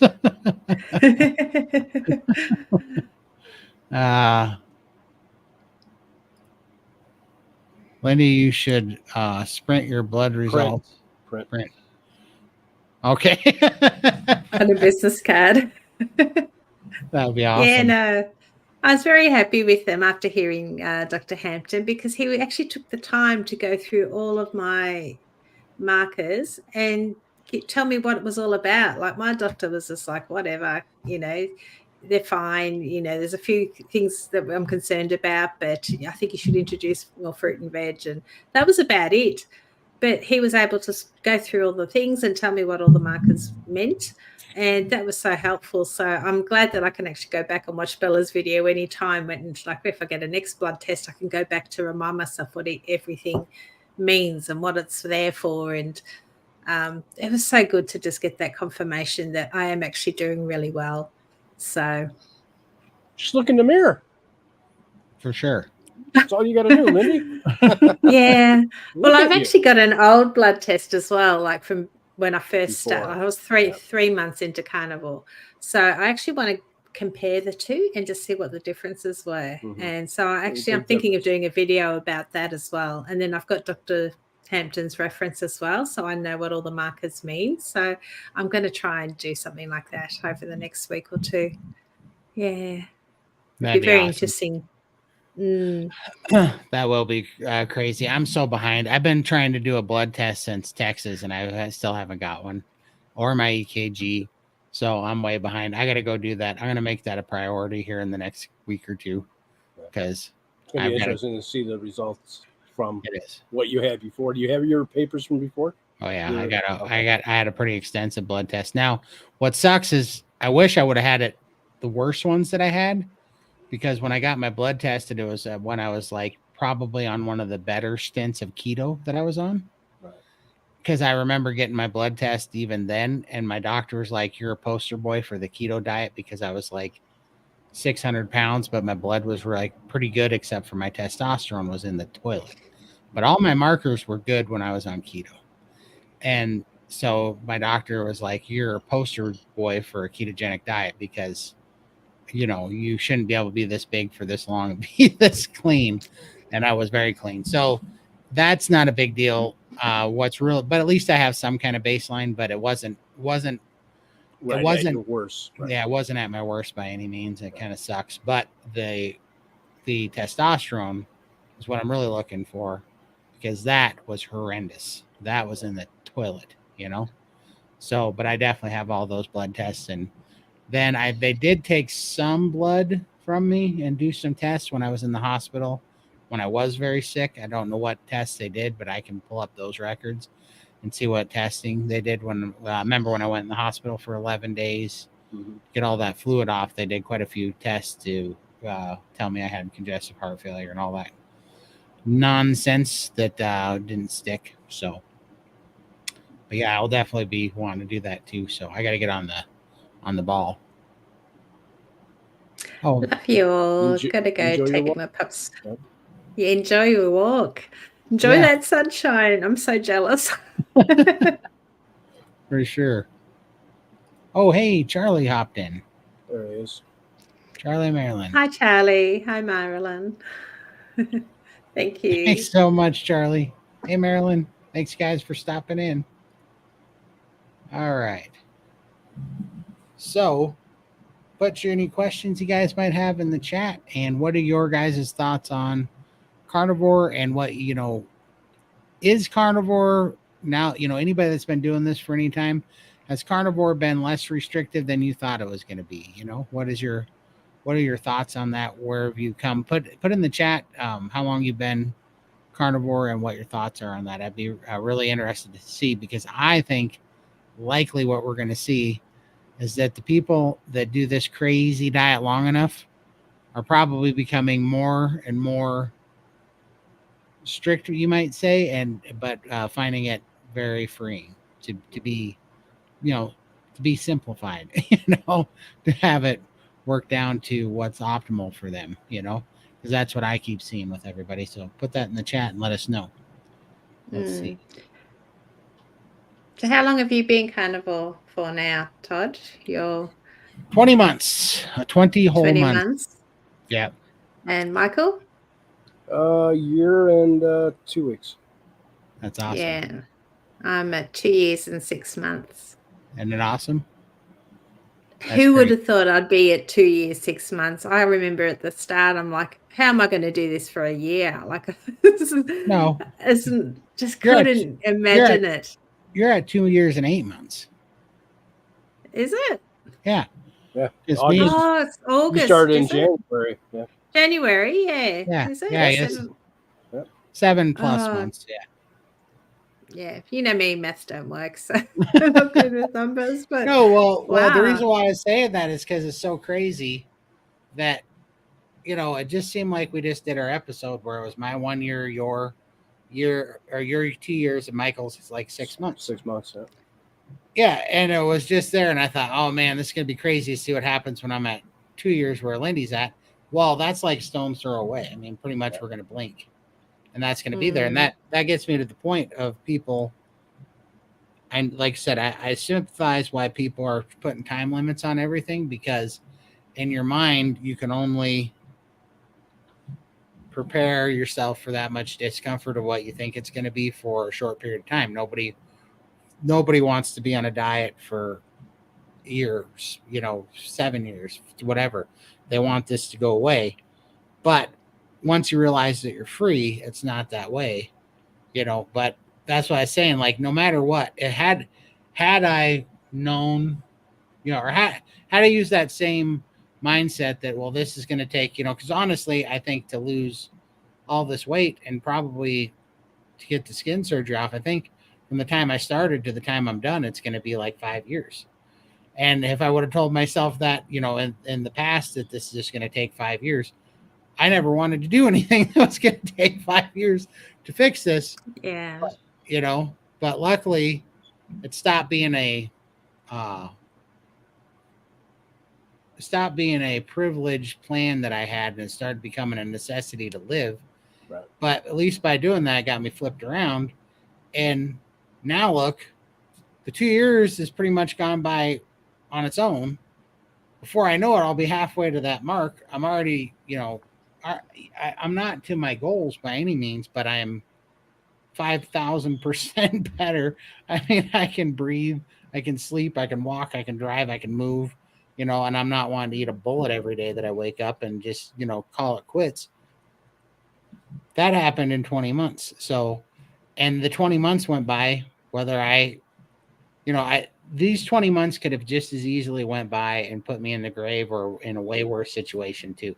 Like, we can't just go, if I don't get this out of it, then I'm not even going to try, which is what I did for forever. So we just got to get turned around,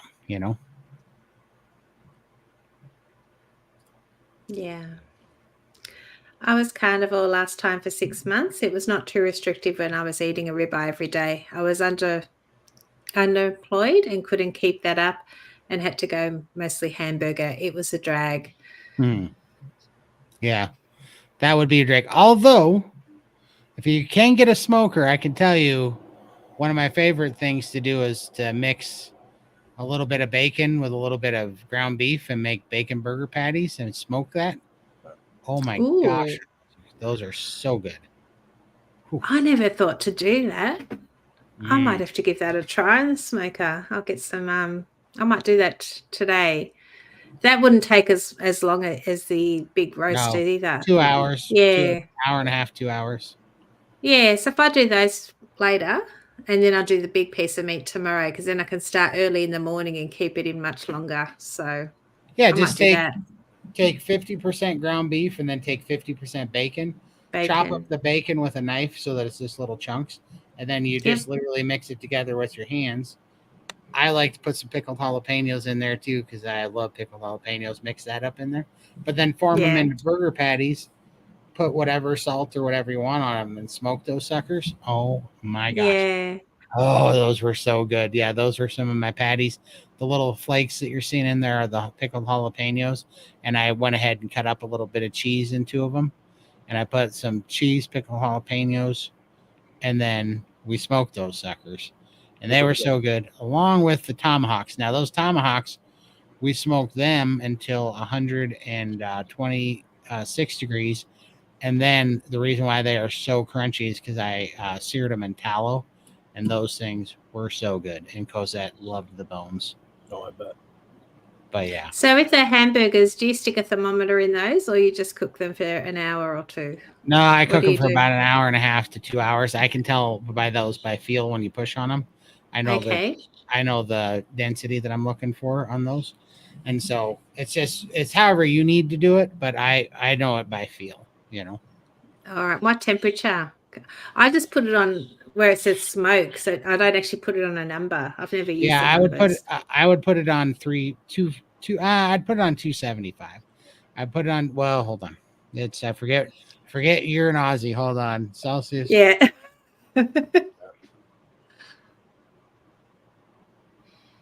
Calculator. All right. So Fahrenheit 275. Okay, so that's 135 degrees Celsius is what you should smoke it at. 135. Yep. And then you want an internal temperature. Do you like your burgers with no pink or a little bit of pink? A little bit of pink. Yeah. So then I would go. So you want to cook it to 54.4 degrees Celsius internal temperature. Okay.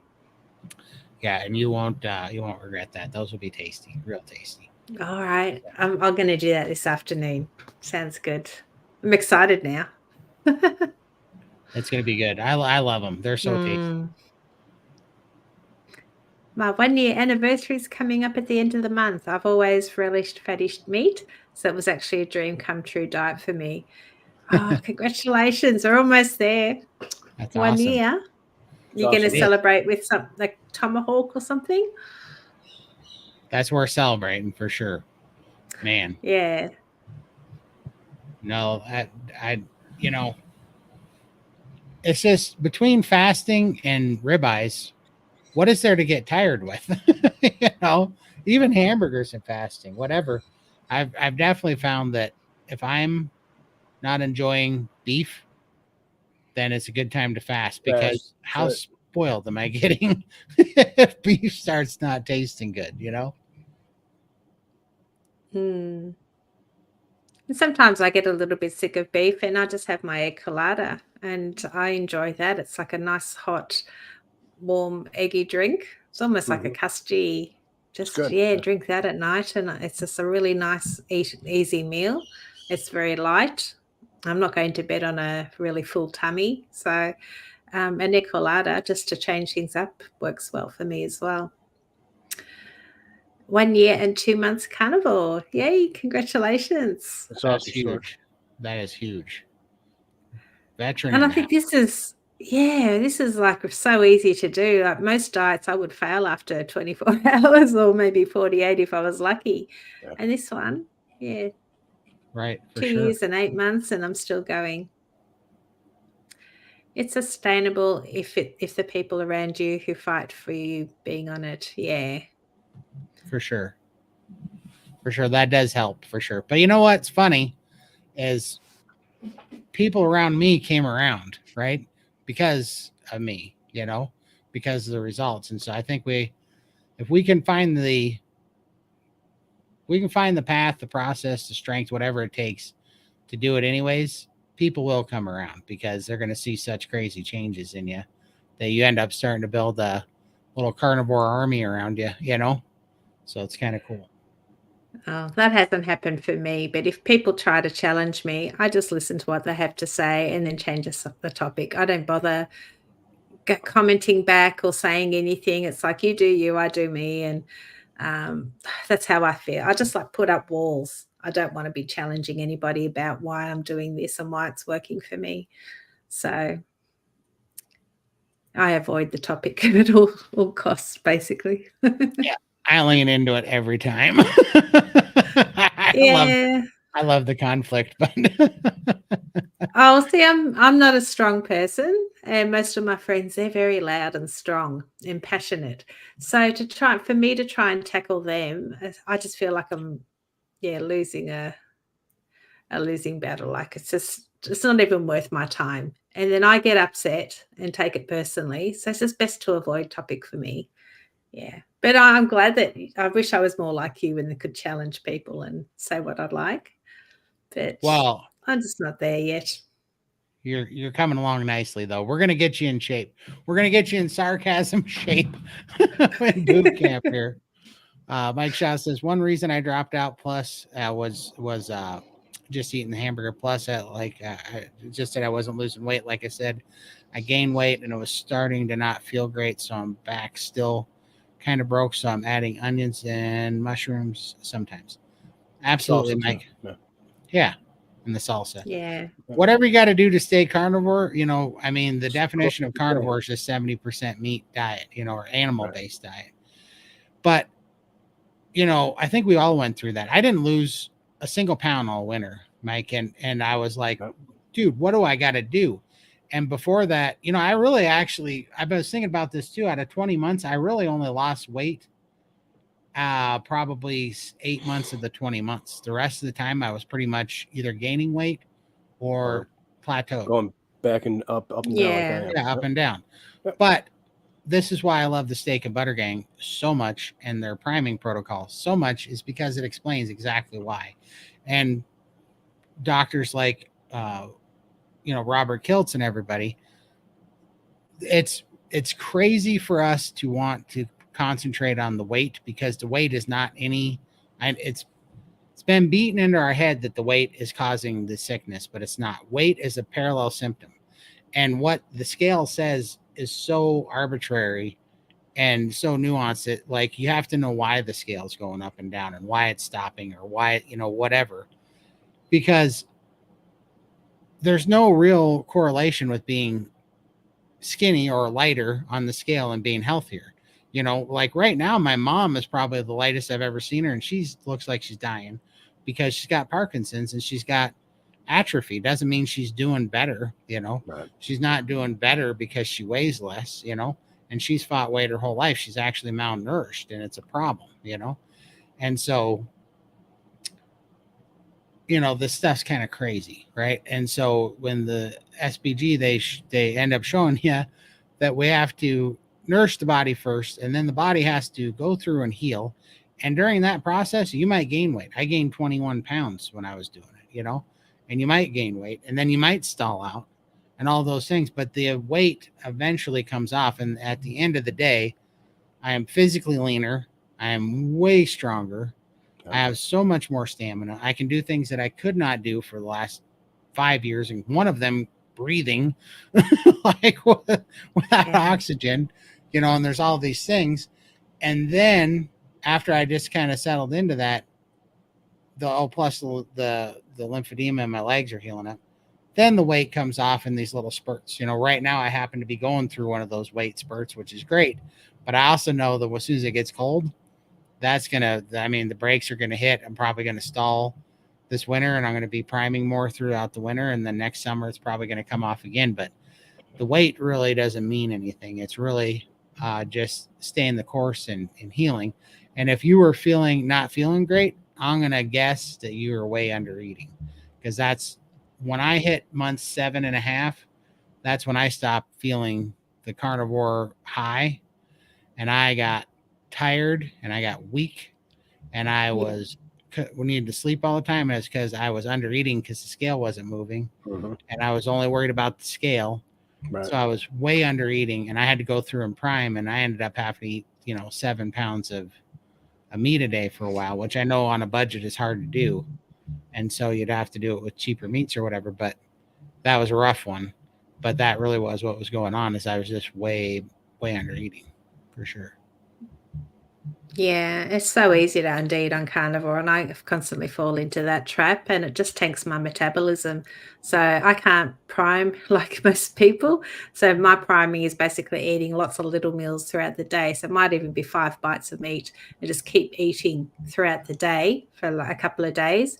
And that ramps up my metabolism enough that the weight will start to slow down, need to drop again. So But winter, I'm finding that I'm kind of maintaining my weight over winter, and I'm hoping once the sun comes out and things will change and the weight will start to drop again. But yeah, definitely experiencing a bit of a stall at the moment. And then I haven't been optimal for 2 months. I've just had a few cheats here and there because of different things.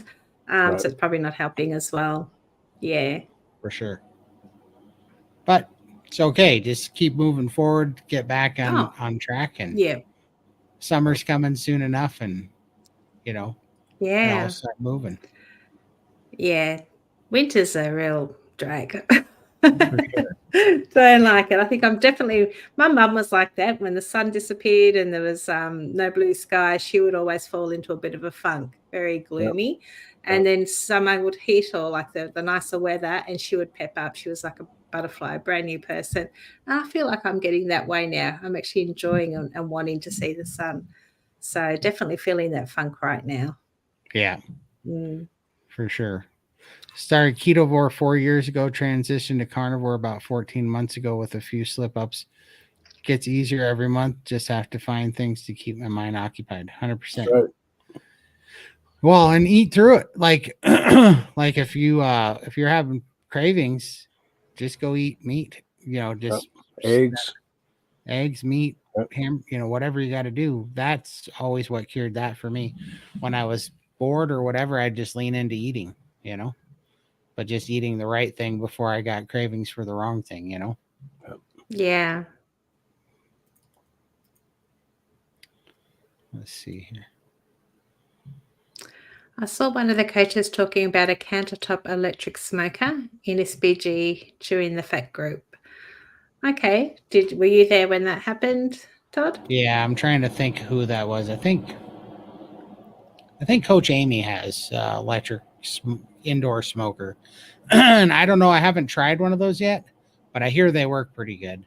But okay. A couple of weeks ago, I saw somebody in chat talking about that they had one. They liked it. I gotcha. I bet they work pretty good for sure. I definitely think the outdoor pellet smoker is probably better. Yeah. But it'd be worth a shot. It's better than nothing for sure.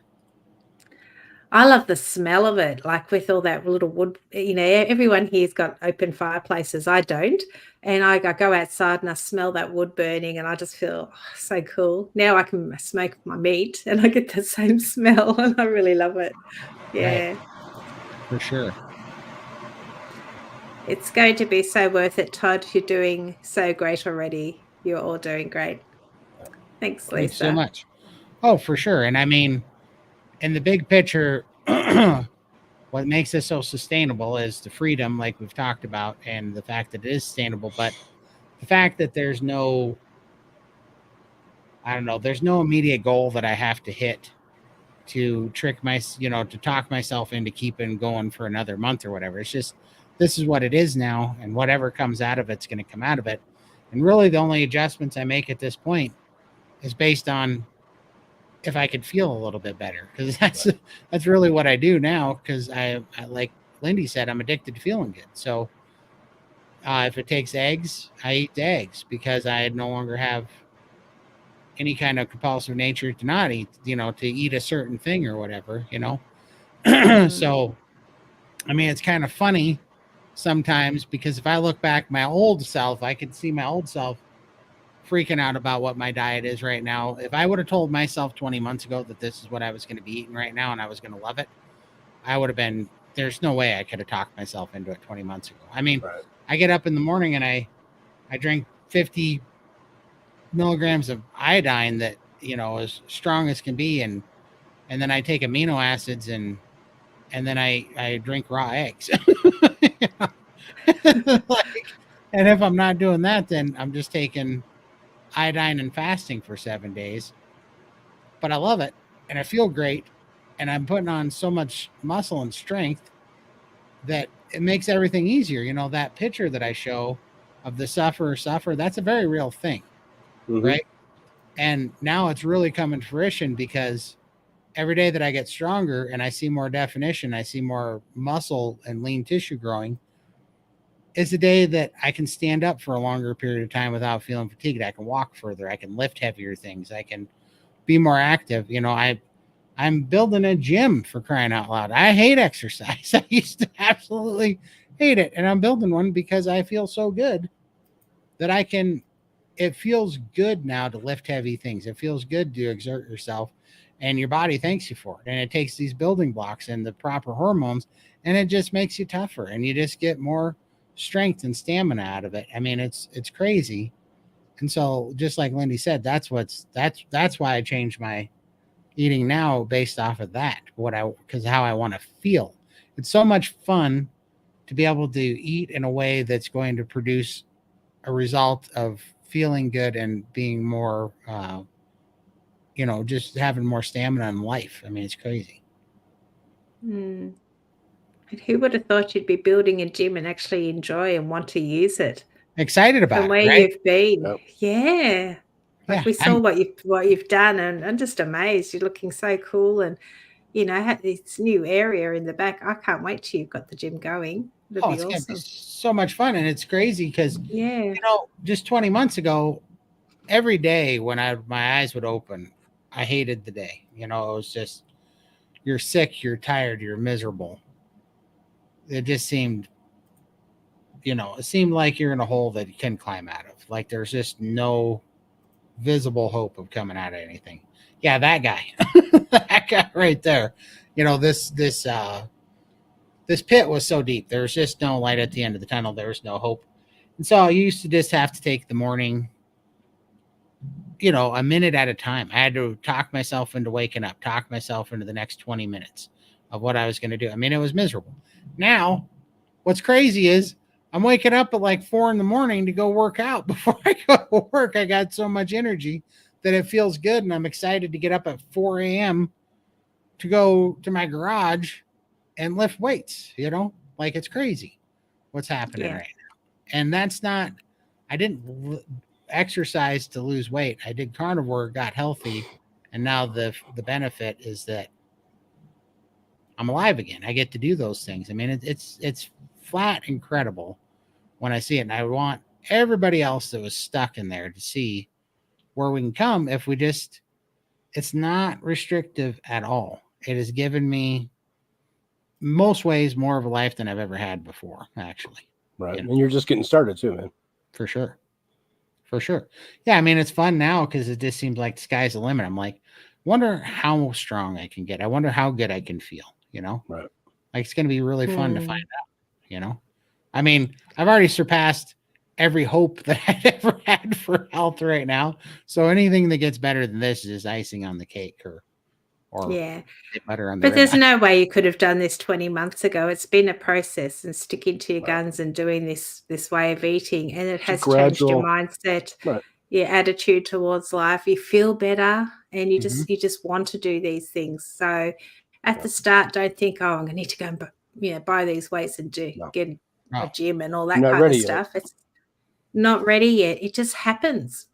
You wake up one morning and it's like, I feel like I need to take a walk. Can you walk up and down the hallway a few times? Your body will tell you. Yep, for sure. Yeah. You slowly start to want to do these things. That don't be in a rush. You go too hard too quickly and you end up hurting yourself and setting back. It's like 3 steps back. Yeah. Right. 100%. Yeah. And you just got to let it come to you. But trust me, you'll know. You don't have to force anything. You'll know. You'll wait. I mean, I'm not even kidding you. And for me, I think a lot of it was hormones. But when I started eating the eggs, I just went from not wanting to move. I was used to be so sick to when I was putting the eggs down. I just look at something and I just wanted to grab heavy things and throw them around for some reason, because your hormones, your testosterone's coming, it's getting up there. And and you're just like, you just have a little bit of ornery in you and you just want to grab something heavy and throw it around, and where before you shied away from it because you're tired and sick and didn't feel good. And now it's kind of fun I was just at a place today and I bought some Olympic plates and some kettlebells and a barbell and stuff. And it was fun just to grab them, grab the plates off the counter and stuff. And it was fun to watch the guy behind the counter who was a little overweight that was selling the plates. He was helping me in my car. And he was the one that got out of breath, carrying half the weight that I was carrying to the car. And I was like, that's right. That's right. This is carnivore muscle here you're playing with, pal. So it's kind of fun to see the little chubby guy behind the counter getting out of breath. Younger than you too, probably. Way younger. Yep. And I was laughing. I'm like, that's right. Yep. You know, this is carnivore muscle we're dealing with. So Yeah. I don't know. It's just fun to start watching that pendulum swing on the other side. It's very encouraging. More keto right now, I guess, and glad I'm back. That's We're glad okay. to have you Yeah. Back too, Mike. We are glad to have you back. Mike. Missed you. Yeah. Yeah, the bacon burger idea. I'm looking forward to that too. They're Those really look really tasty. good. Yeah, they look good. Yeah. I'll let They you are know how tasty. it goes. For sure. Forgot you were fasting. We are seasoned citizens, keto, carnivore for about 6 years now. This saved our lives. We both lost lots of weight and regained our health and especially our brains. Absolutely. Oh, it's awesome, It's awesome. Charlie. So and good. Marilyn, yeah. Marilyn and Charlie are just killing it. Yeah, exactly. And they know. And I mean, you know, the great news, you know, for all of us, we had to find it, but now we have this, you know, this obvious roadmap to health for life, you know, to whatever optimal from this point out is for us. We have that option at least, you know, Right. to be the best we can be. Do you have any videos on how to cook meat different ways? You need to. There are a lot of people, including myself, who do not have a clue on how to cook meat. Okay, well that's good information. I only have a couple of videos on meat, but I'll start a series because I do cook a lot of meat, and I'm going to be cooking a lot of meat, so I will start showing them kind of the carnivore simplistic way of doing it. So I'll do some sous vide videos, some reverse sear videos. I'll do some crock pot videos, some pressure cooker videos, some smoker videos, and we'll get them all out there. And I don't have anything yet, but I'll start making them. Just some basic steaks as well with a normal saucepan or fry pan. Yeah, Not everybody has the cast irons and things. Like I don't have all that stuff. Right. So, yeah. Will do. I'm so glad you speak up, Todd. I want the whole world to know the truth and stop spreading the lies. For sure. Yeah. We make no mistake, we are at war. We are in a propaganda war for sure. Yep. And they are lying to us for power and control and to make money off of us. And we got to fight it. So we got to, you know, we just have to shine a light on it. But you know, like we got to walk the walk too, because we're not going to convince anybody if we're not bearing fruit of, you know, we have to have our convictions in what we believe. We have to walk the walk, and then we can tell people. That's another reason that I am so happy to be able to work out and stuff in the mornings and do that, is because I know that that's going to have a benefit, and I know that that's going to show a better contrast, and I know that that's going to end up, people can't fight that, you know. If you get healthy, if you get lean, if you get strong on carnivore, how are they going to try to tell you that we need carrots in our diet or whatever, or we need, you know, that our cholesterol is bad? Like, there's no way you can look at me on oxygen and me now and say that this meat diet's bad for me. Like, there's just nobody in their right mind could possibly try to make that argument. Nobody that knows me would dare make that argument, you know? And so it looks, I don't know, the future is going to be fun for all of us. The more of an example we become when we get these And results. you get up at 4 a.m. every morning. You don't need carbs to work out. No, for sure. You've got the energy, you can sustain a workout, and then you get on with your day and work a full-time job. So you're doing amazing without the carbs. Yeah, for sure. 100%. Like, what do I need them for? That's a good point. I regret the 3-month break for sure. My labs in October were pretty great, even though I hadn't lost much weight. My why has to be better than losing weight and eating ribeyes. 100%. Yeah. And I mean, part of my why ended up just being like, what else? Right? Like, what else are you going to do, you know, besides this, you know? And that's where I'm at, like, right now. Even if I did get bored or whatever, what else am I going to put in its place? That there's nothing else better. Right. And so if I'm not doing this, I'm going to go backwards for sure.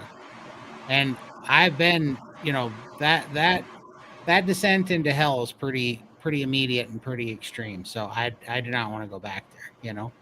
So Yeah. yeah, it's just like it might not be perfect, but what else are we gonna do? Yeah. And don't beat yourself up about it. It happened and it's done. So just move forward.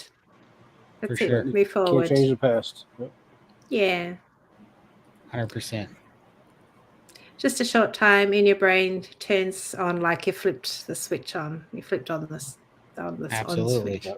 Yep. Fog lips. Yep. Flip the off switch on. Yep, for sure. Tongue tie. 100%. That's a huge why. That is. Yeah. 100%. Yeah. You just Pain sucks. it does, and especially when you deal with it a long time, it becomes Draining.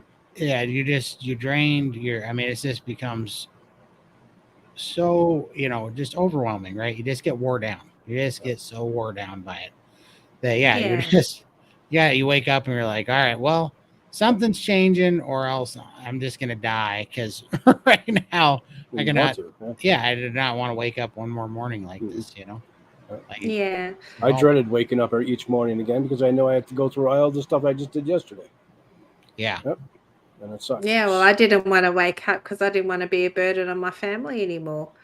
I didn't want their pity. I didn't want to feel like I was useless and wasn't good for anything.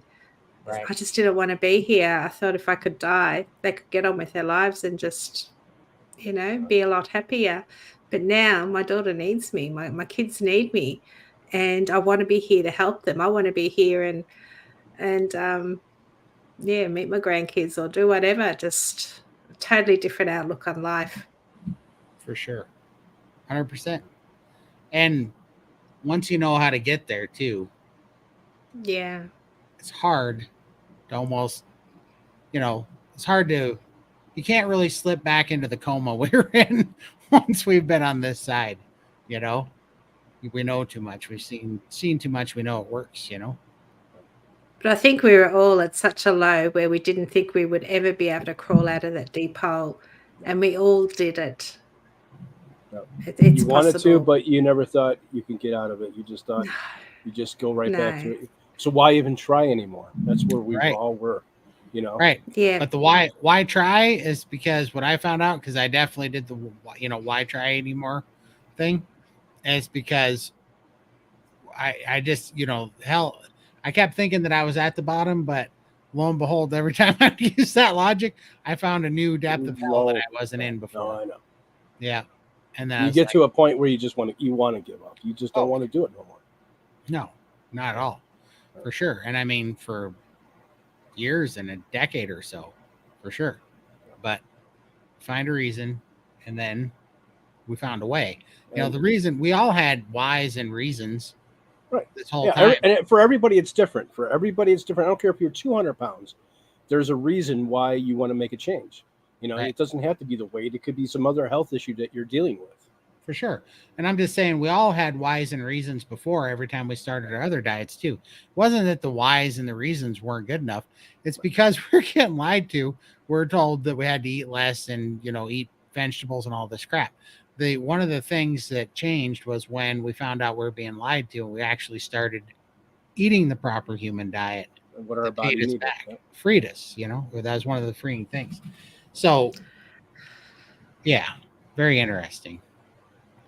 Well, I came at it from a different perspective because I didn't think I would get out of this rut that I was in. I was at my lowest and I thought I still had all the eat meat, you're going to get cancer, you're going to die of a heart attack. So that's why I did it, because I was slowly killing myself doing what I was doing. So I needed to change things up and make it quicker. Right. So I didn't believe in carnivore at all. I did not believe carnivore was going to cure me. Like I was, look at all the carnivore influencers. Nobody was 800 pounds, had the, 1 foot in the grave and beat this. There was nobody with extreme, morbid super obesity that I had that did this. So I started carnivore thinking it was going to end my life a lot sooner. Instead, I got my life back. For So a sure. completely different reason. I had whys. I wanted to get my life back. I just didn't think it was possible, that I was too far gone. 100%. 100%. Yep. I know. I was trying to think of who else. I think Carnivore Rick also said the same thing, that he was trying to off himself with meat. Oh, who's Carnivore Rick? He's the one that eats the lizards in Florida. Oh, Charge him up, Charge Mopar. Okay. Yeah. Yeah, it was Does funny. he say that? Okay. Yeah, I don't eat lizards. Yeah. No, I was thinking about that. Yeah, that's awesome. Yeah. Oh, here's Missy's question. We didn't Hi, read Missy's Missy. yet, did we? Yeah. I'm almost 10 months carnivore and 6 months line, more strict line. The better I feel and the more I can function like a regular person. Eating other things keeps me in bed or in the hospital bed. Yeah. And this is that one size fits all, when it comes to diets, we all have to find what works for you, for each other. And line you're doing really well on. And if people just say, oh, just eat a biscuit, eat this, it's going to put you in hospital. It's going to make you feel unwell. And people need to just be proud of you that you found something that works for you and it's keeping you out of hospital. You're feeling amazing and praise you for that. So good job, Missy. And yeah, keep going. 100%.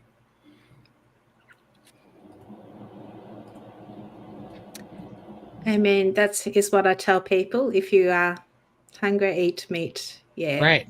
Don't restrict. Just eat. I couldn't walk for two months ago. I'm too young at heart to give up, and it has improved. So I'm grateful. Great job, That's awesome. Laurie. Yeah, it'll all come back. It really will. We hear in SBG gang, when you've got the NSV meetings, a lot of people just throw their real walkers out, and they're getting on the floor and playing with their grandchildren, and it's just such a wonderful, just hearing these stories. I love it.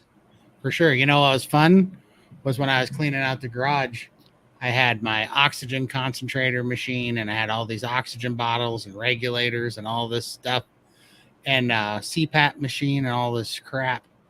And there was a part of my brain that says, oh, I should keep that out in a spot where I can get to it. And then I was like, hell no. Put that in the backest, darkest corner of that shed. I'm never using that crap again. And it was just kind of funny to get rid of it all, because it's like, yeah, I'm not using one of those stupid death trap freaking, prison devices ever again. It's like just bondage, but it was fun to go, I don't need any of this crap. I'm not going to save it for one day, And just think, 20 months ago, you did. You needed it. I need all of it to make it through the day. Yep. Yeah, and I needed all of it. And I had them strung out. Like, there's one by the door in case I need an oxygen bottle. There's one in my car, like all this crap, one in the car when my sister would take me to the doctor or whatever. Yeah, and it was so fun to just throw all that crap in the back of the shed and be like, never again. This is going away. And it was crazy. It was so weird too, because that had been a part of our life for so long. Because first my dad was on it, and then my brother Ty was on it, and then both of them died, and then I was on it. And so these same stupid oxygen concentrators and oxygen bottles and regulators and mobile carts and all this crap. And it felt so good to throw it in the deepest. Half of it went in the dumpster and the other half went into the deepest corner of the storage shed, because I just care less about it. It's like, I'm not saving that. Not going back there. Just think of all that money that's gone into buying all that equipment and all the drugs and all the tomahawks you could have had and not had all that. Changed your life a lot sooner. Yeah. Exactly. Yeah. Which is why it's crazy when people say, carnivore's too expensive. It's like, how many sick days a year do you take? How much medicine do you buy? How many times do you buy NyQuil and Advil and aspirin and Imodium and Pepto-Bismol and Tums and all this crap? And how many, just we've went through this 1,000 times before, but how many rolls of toilet paper do you buy because you have diarrhea all the time, because you have irritable bowel, whatever, and all this stuff that you use to deal with this condition that we're constantly making ourselves sick. Yeah. Or you could just not do any of it and just invest in ribeye or hamburger or chuck roast or whatever. And, there's always a way to do it. Like one of the things I am going to make a video on here shortly is now that I'm smoking stuff and I'm enjoying all the different flavors and textures of beef anyways, I'm going to get a bunch of those chuck rolls and start breaking them down and see just what part of the chuck rolls I like and what part I don't.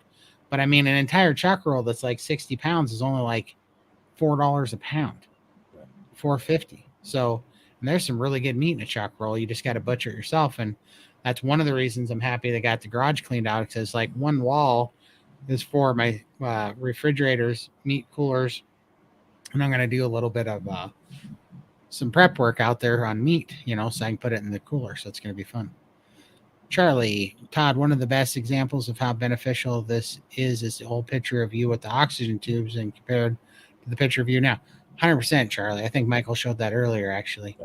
But yeah, 100%. That was real life me. And, what was crazy was in that picture, I was supposed to get worse, right? That was supposed to be my life for forever. That was supposed to be me and going to the doctor's appointments. And that was pinnacle, because my doctor said, that's just you now. This is part of your life now.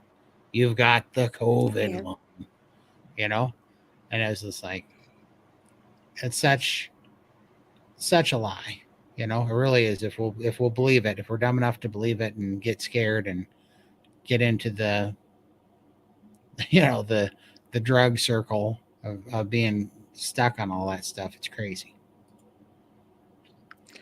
Plus, you guys are young. I'm 61, hoping to squeeze out another 20, 30 years of quality life. That would be good. Of course, Jesus will be back before that. Yes. It's just a number. Like, how do you feel? I'm 53. Todd's the young one here. I keep hearing that, but I have gray hair, people. Yeah.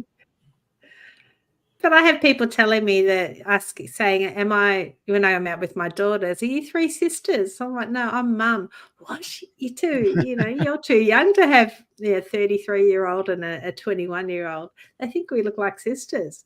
Like, I'm wrapped with awesome. That. But no, I'm their mum. And I don't feel like, I don't feel like I've grown up half the time. No.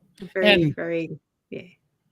Well, I think my dad said that. I think my dad said one time, I think my brother or something said, I don't feel adult or something. Dad's like, you think I do just because I'm like 50? He said, but you don't feel any different, Right. But yeah, I think so for sure. But the carnivore sure has been good on our skin for sure. Like the effects that it does on my skin, like I do, my face looks a lot younger now because my skin got a lot better. Right. My skin was a dumpster fire before, but it just makes sense that if your skin's made out of what you've eaten in the last 90 days, because it replaces itself every 90 days, every skin cell in your body. Well, I mean, when it's made out of crap, like what's it got to build itself out of? So yeah, it does make sense. What do you expect? Yeah. What do you expect it's going to look like if all you're doing is putting in junk food? Yeah. Yeah. And isn't skin the largest organ in your body? Like, if your skin is considered an organ, if that's looking great, imagine what the inside's looking like. Yeah. Pretty neat, I reckon. That's we only see what we see, yeah. No, we can't have the whole world on carnivore, not enough meat to feed the world. Listen, Matt, the former vegans that come in last are going to have to eat the bugs. That's the new rule. They're going to have the lab-grown meat and the Franken meat and the bugs. That's their penance for being the most intolerable people in the diet community up until the last. So the last wave of vegan turnovers, they're just going to have to deal with like the Timon and Pumbaa grubs under the logs that they'd eat. Yeah, for sure. That's so awesome. Todd, God has led us to the PhD, allowing us to heal and take our lives back. 100%, Susan. And, not for no reason either, right? It's people are going to see it. We're going to be an example. And people are waking up and they're going to need to see, just like me and Lindy were looking for somebody that was, me and Lindy and Michael were looking for somebody that was 600 pounds, 700 pounds and lost it. And we couldn't find anybody. Well, now there's plenty of people, that's coming up.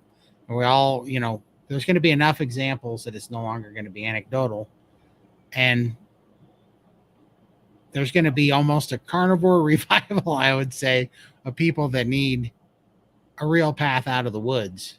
And we're going to be it. And I'm pretty excited about it because we see it happening every day now. Yeah. And there's quite a few people that have had bariatric surgery, whether it be lap band or gastric bypass, and they're now on carnivore. And we do have our struggles. It is a little bit harder to do, but you still can do it. There are ways to get around it. And I wish I didn't have lap band surgery because it is a bit of a struggle, but I'm feeling amazing. Like, this is the way to go. And lap band surgery was not the answer for me. Maybe it worked for some, but I know a lot of people that it hasn't worked for. So, for sure. I was so frustrated trying to eat 5 to 7 servings of fruit and veggies the government recommended. Insane. Yeah, that's a little bit ridiculous, isn't it? I don't miss having the rotting vegetables in my fridge. You buy fruit and veg, and the next day you go in, and it's already wilted and disgusting in the fridge. You end up throwing most of it out. It's like it didn't last. I know. Well, and then you're like, so that's what, you can put a steak in the fridge and it'll last 6-7 days. In fact, some people dry age steak for months. You got to shave a little bit off, but yeah, you put some lettuce in the fridge and crap, in 5 days it turns into brown sludge. Yeah. It's like, don't miss that at all. No. Oh, I appreciate it, Mike. Thanks, Mike. Yep. Glad you're back, Michael. Very glad. Yeah. The longer I endeavour to sustain this way of eating, the more hopeful I become. Although I've had minor slip-ups, I haven't completely gone off course. You guys give me hope. Thank you.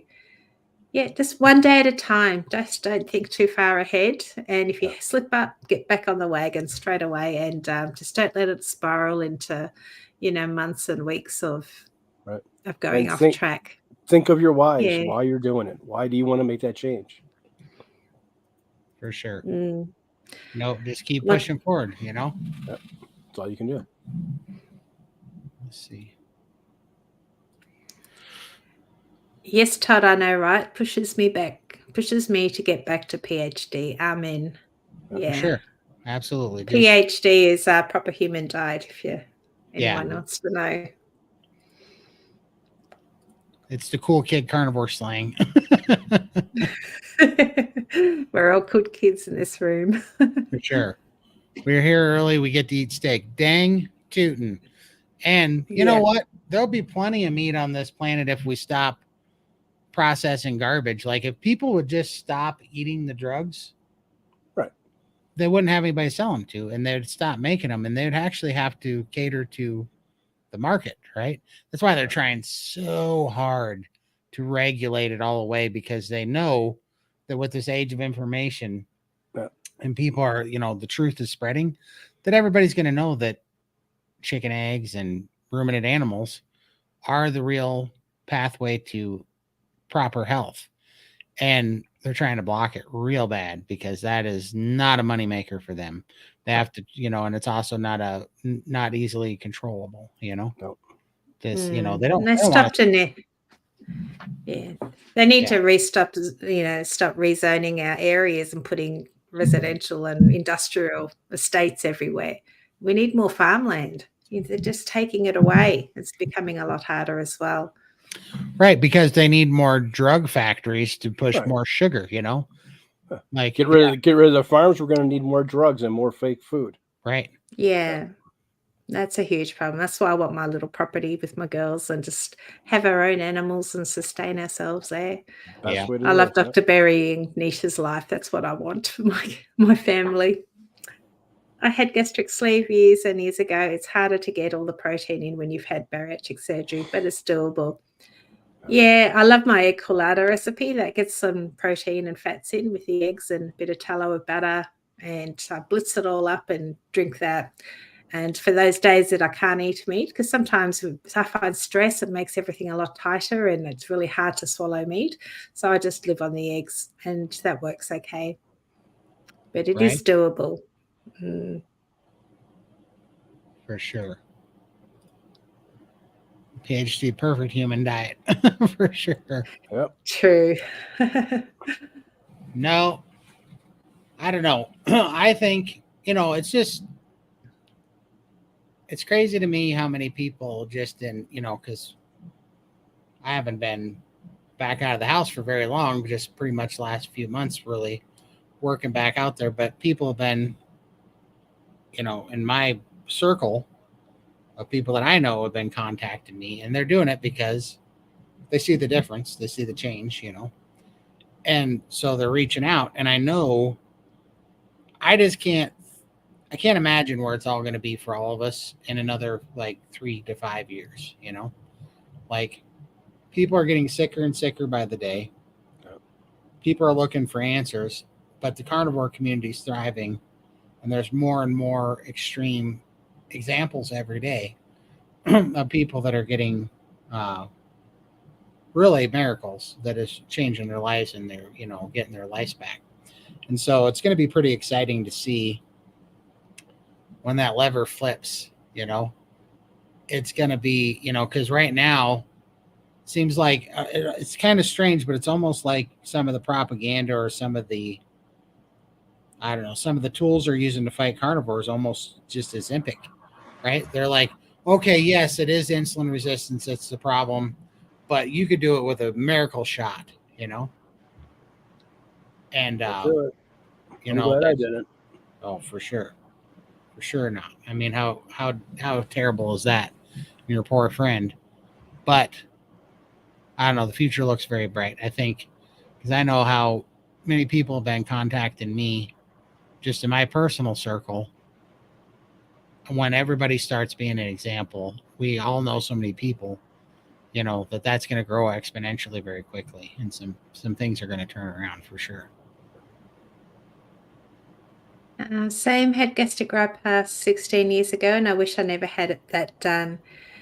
Yeah, they said it was the cure, wasn't it? It's the cure. It's going to fix everything, but it's just another Band-Aid. It doesn't stop the problems that you had. It doesn't train you. It doesn't get rid of, that off switch doesn't happen. And it just makes life a lot more difficult, because now you can't eat. You're still craving that food, and you end up throwing up all the time, and that's unpleasant. And then it just puts you down another spiral of depression. And I think it made things a lot worse for me, for sure. And I had that in my head that was the only way I would ever lose the weight. Right. I fought for it. I wanted it so bad. I wanted to get the gastric sleeve, the bypass, and the one that I wanted was the dual denal, which is even worse. They take out part of your intestines. They take out. It's the most invasive one that they have, and so glad I didn't get it. Yeah, and there's no support afterwards either. They just send you to a dietitian. You have your fruit and veg, and that's not stopping the cravings. It's not helping me at all. It's just making me feel worse, and then I'm doing it wrong. Like, what am I doing wrong? I try and do things right, and I wasn't getting anything down, not keeping my food down. So it actually has been loosened, and so I'm able to get a little bit of stuff down now. And they did want me to go back and have it retightened again, but I never did. I lost my mum at that time, and I was just like, it is what it is. And I'm glad that I don't have the full restriction now, and I'm able to get a little bit of meat down, but it's still a struggle. It's still but Carnivore has given me that off switch. It has fixed a lot of those cravings. I still have the comfort eating thing. That's something I'm still working on. Obviously, when life happens, you get a little bit, go back to your old ways. And that's a struggle. That's something I talk to myself daily. I don't want to do this. I don't need to do this. Think of my why, and trying, and don't let that spiral into weeks and months of going off plan. So, and I'm kicking goals with that, but it's a process. What was it, 2 years, 8 months? It's still a process, and I still have to talk to myself daily. It's not easy. It is not easy, but you can do it, and it does require a lot of work. So if you're struggling, you've only got a few pounds of, to lose, you just got to keep at it and just trust the process. It will happen. May not happen straight away. We lost a lot of weight very quickly because we came from an extreme obesity. So we've lost, 3, 4, 500 pounds easy. But now things are starting to get harder. The weight's not dropping as fast now. It slows down. And we can't let that derail us. We need to keep strong and just keep trusting the process, and we will get there. For sure. And my best advice, if you're just starting out and you get those cravings and you feel like giving up and getting junk food or something, fill up, like Todd always says, and I do it as well. Fill up on eggs with bacon or ground beef or something. Just fill up, eat right away. Don't put off. Just eat something. Eat the good stuff. Right. Yeah, I mean, because we've been brainwashed to think that our body being hungry is bad. And yeah, there's part of that when you're first kind of getting off the drugs, your brain's screaming out and it's wanting sugar. But over time, you can override that switch because the stretch markers in your stomach is an appetite suppressant, right? It's one of your appetite control functions that shuts your hunger down in your brain. Leptin is the correct one to use, but when you're insulin resistant and you're on the drug roller coaster of sugar, you don't have leptin sensitivity, But what we all do, which is why everybody says, oh, I just have to eat until I feel that stuffed full feeling. Well, the reason why everybody says that is because that's your other switch that shuts off hunger is in the stretch markers in your lining of your stomach. And so if you don't have leptin sensitivity, you don't have the first line of appetite control. So you have to go to the second one. But that can be used as a tool to satiate yourself when you're having cravings. So if you just eat, carnivore foods and you stuff yourself, that switch will go off, and it's not, it's a crutch. And you do that for a while until you do get leptin sensitivity, and then you start learning what real hunger is, because that's a trip in itself. But generally, if you've been struggling with weight, you're likely have been under eating for a long time, and you've likely hurt your metabolism in the process. Mm-hmm. And so it's almost never going to be your issue that you're going to overeat carnivore food. No. And this is why all these people that want to fight about calories matter and eating too much matters. Yes, it does. If you were a robot and you ate 50,000 calories of meat every day, you would absolutely gain excess fat. Right. Okay. But the fact of the matter is that if you're eating the proper human diet, your body will heal, then it'll self-regulate, and then you won't overeat. Right. And that's why we don't care about it. It's not because we are trying to say that you can eat as much meat and fat as you want without having any consequences of gaining extra mass. What we are saying is that your body will heal, and you won't do that, right? Eventually you won't do that. Eventually you'll heal. Eventually you'll have proper hormones. Eventually you will start having a normal, healthy relationship with nutrition and food, and your body will heal, Mm-hmm. And I mean, so that's always the argument, and that's why you should always eat through it, Yeah, but I have a feeling that is what I have on Todd. Yeah. Yep. For sure.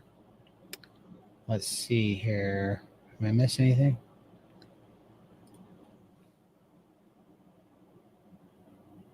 Yeah, eating the meat is the easy part. It's an emotional roller coaster that, does my head in for sure. Sure. Yeah, just battling those demons in my head. For sure. How is Michael doing lately? I love that guy and enjoy seeing him on here. We love him too. Yeah. I'm here. Okay. A couple other people are asking about. Yeah, I'm here. We love you, Michael. Yeah, I know. I love you guys too. I love all you guys. You guys are my family, all of you. I'm doing good. I've been stalled for a while now. Dealing with my legs. My legs. I've been going up and down in my weight. Gain it, lose it, gain it, lose it, and I've been dealing with the last 2.5 months now with my legs swelling up on me. And just saw my doctor on Thursday, and she's going to put me on these new water pills. And probably in the last 2 weeks, I've been starting to get them down a little bit. I dropped like 15 pounds just this past week. And I know it's tied to not sleeping. I don't get enough sleep. You have a hint here, Michael.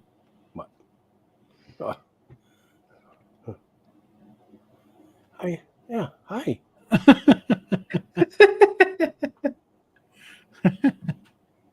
Yeah. But I think we all underestimate rest. Rest is very important. If you don't get that enough sleep, your body needs it. And she's got me on what's she putting me on now? She's putting me on these new water pills. She's putting me on she wants me to try this new magnesium that I haven't tried yet.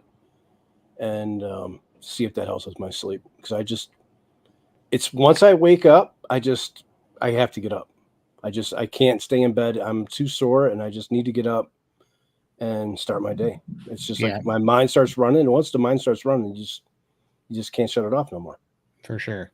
So what I've been doing is I've been sitting up, and then after a couple hours, I'll go lay down for a little bit, and then I'll get back up, and that's helping. So. Oh, nice.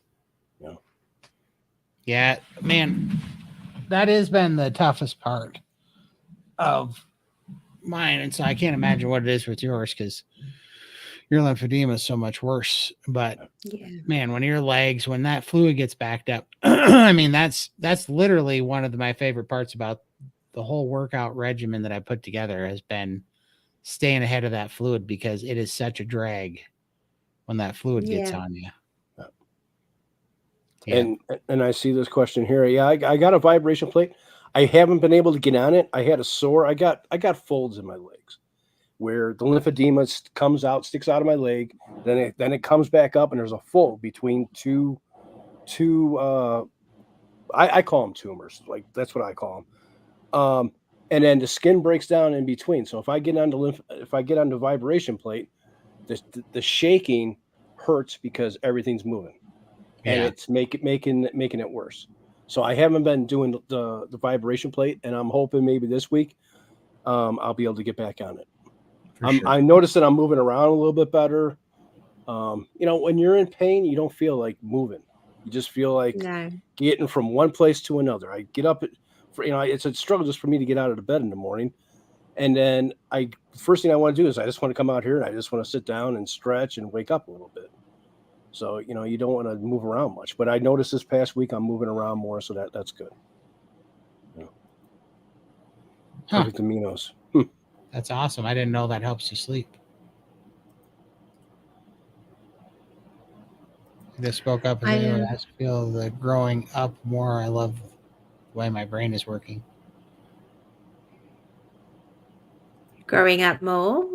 In a way, definitely my head's a lot clearer, and I do think through my decisions a lot better nowadays. I'm not just so spontaneous, I guess. But I'm still very young at heart. My daughter, my youngest, she does live streaming on Twitch, and I jump in every now and then. Like, I don't have a PC, so I can't play the games, but everyone's like, oh, here's Lindy, hi. They all say hi, mum, and I'm a cool mum apparently, and I'm loving it. That's funny. So yeah. Let's see. What Michael says is true. The folds of that edema is a total bore. Yeah. The skin breaks down. That's where the skin mostly breaks down after me. And I got 4 folds. Well, do you find that when you fast that those get better? Yeah, that's why I'm fasting now. Yeah, that's why I'm hoping this week will really get some of this fluid off me and get me back down to where I was. For sure. I tolerate a lot less, shorter fuse. I call the BS out here at home a lot more. We barely noticed, Mary Wynn. We barely even noticed. Yeah. I was a lot quieter back then. I sort of just did my own thing and just let everyone rule me. But now I've got a voice. I speak my mind, and I don't know whether my hubby likes it, but I think he does. Yeah. For sure. I'm struggling with social situations and travel. Wednesday donuts at work doesn't help. Any tips and tricks? I think priming helped a lot heal. Priming at the Steak and Butter Gang helped me heal pretty much all the addictions I had, and then fasting, building up that fasting muscle made it really easy because when you're fasting, you're always getting used to saying no to, I don't know, temptations, I guess. And so now that I've done enough fasting, like nothing wavers me as far as temptations go. As far as the travel situations, that's another reason I like fasting. Like when I flew to Texas, I just fasted through the whole thing, so I didn't Yeah. have to worry about any of it. So fasting was really handy for the travel. Yeah, and then social situations where, basically, I guess my why and uh, my turnaround was big enough that, like, I don't care what people think socially. Like, I really, I really don't care what people think. If there's not carnivore food to eat, I have no problem telling them it's because that other crap kills you, and I was dying not too long ago, so I'm totally happy not eating it, and I don't, I don't mind having that conversation. But that's what I do. How about you guys? Yeah. Well, I think for Wednesdays, why don't you eat before you go to Mm-hmm. these little functions where the donuts are, or taking a little platter for yourself with some Yeah. smoked salmon, some eggs, Bacon. some some cheese if you can tolerate cheese. You find that most people will look at those donuts and look at your plate and they'll want to pick off your plate. I've had that so many times where people are like, oh, good, that looks pretty good. And they want to eat off my plate and forget about those sweets. So maybe that's something that when they see you doing that, they might offer that as an option as well instead of doing donuts. I mean, you're always going to have those people that go straight for the donuts, but think the majority of people will want to eat off your plate. So, Yeah. I'd much rather have that. I just like donuts. To me, I smell the oil that they cook them in, Oh, and yeah. that's a big turn off for me. I'm really sensitive to smells now. Everything smells like that oil smell, and I don't want that. I guess my testosterone level is up. I'm no longer passive. I definitely speak up more. Yeah, Cool. that'll happen. I did have an incident once when I was taking TRT shots where I shoved a guy back in his car window. That was pretty funny. So it'll definitely get your juices flowing when your testosterone gets up. You're definitely not passive no more. That's for sure. That's funny. You know this guy? Oh, I think is he up? He was in bed when I left him snoring his head off. Hey, Scott. Good morning. Let's see. It's one for Michael. Have you considered finding a certified lymphatic specialist for manual lymphatic drainage? I found one who visits me. A regular doctor typically doesn't consider this. It's been so helpful. I've had it in the past. I've had it probably about 20 years ago. I used to go to the hospital each day for physical therapy with the lymphatic massage and wrapping. But where I'm stuck right now is I can't get out of my apartment, so to go do that anymore. And I don't think my insurance will cover the home visits. It's hard to find anybody that takes my insurance to do home visits. I can go to places, but having them come to me, it's no go.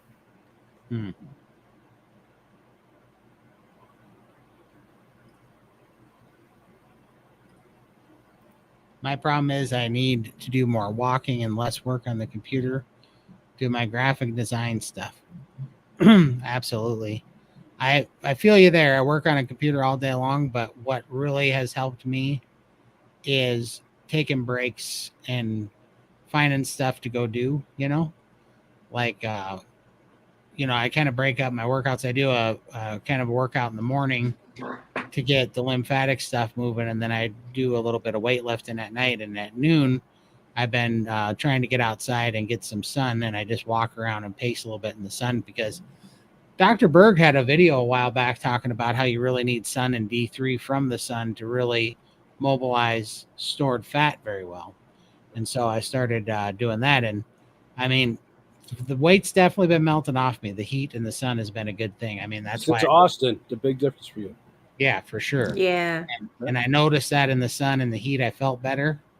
And I was, well, what Austin really did for me was it let me see that I used to not have any tolerance to the heat. Like I get way overheated, I get dizzy, but of course I was, over 200 pounds. Shoot, I was close to 260 pounds or something. I think when I went to Austin, we're 270 pounds down when I went to Austin. And so that allowed me to handle the heat a lot better. And so then I could stay out in the sun more. The sun definitely made me feel better.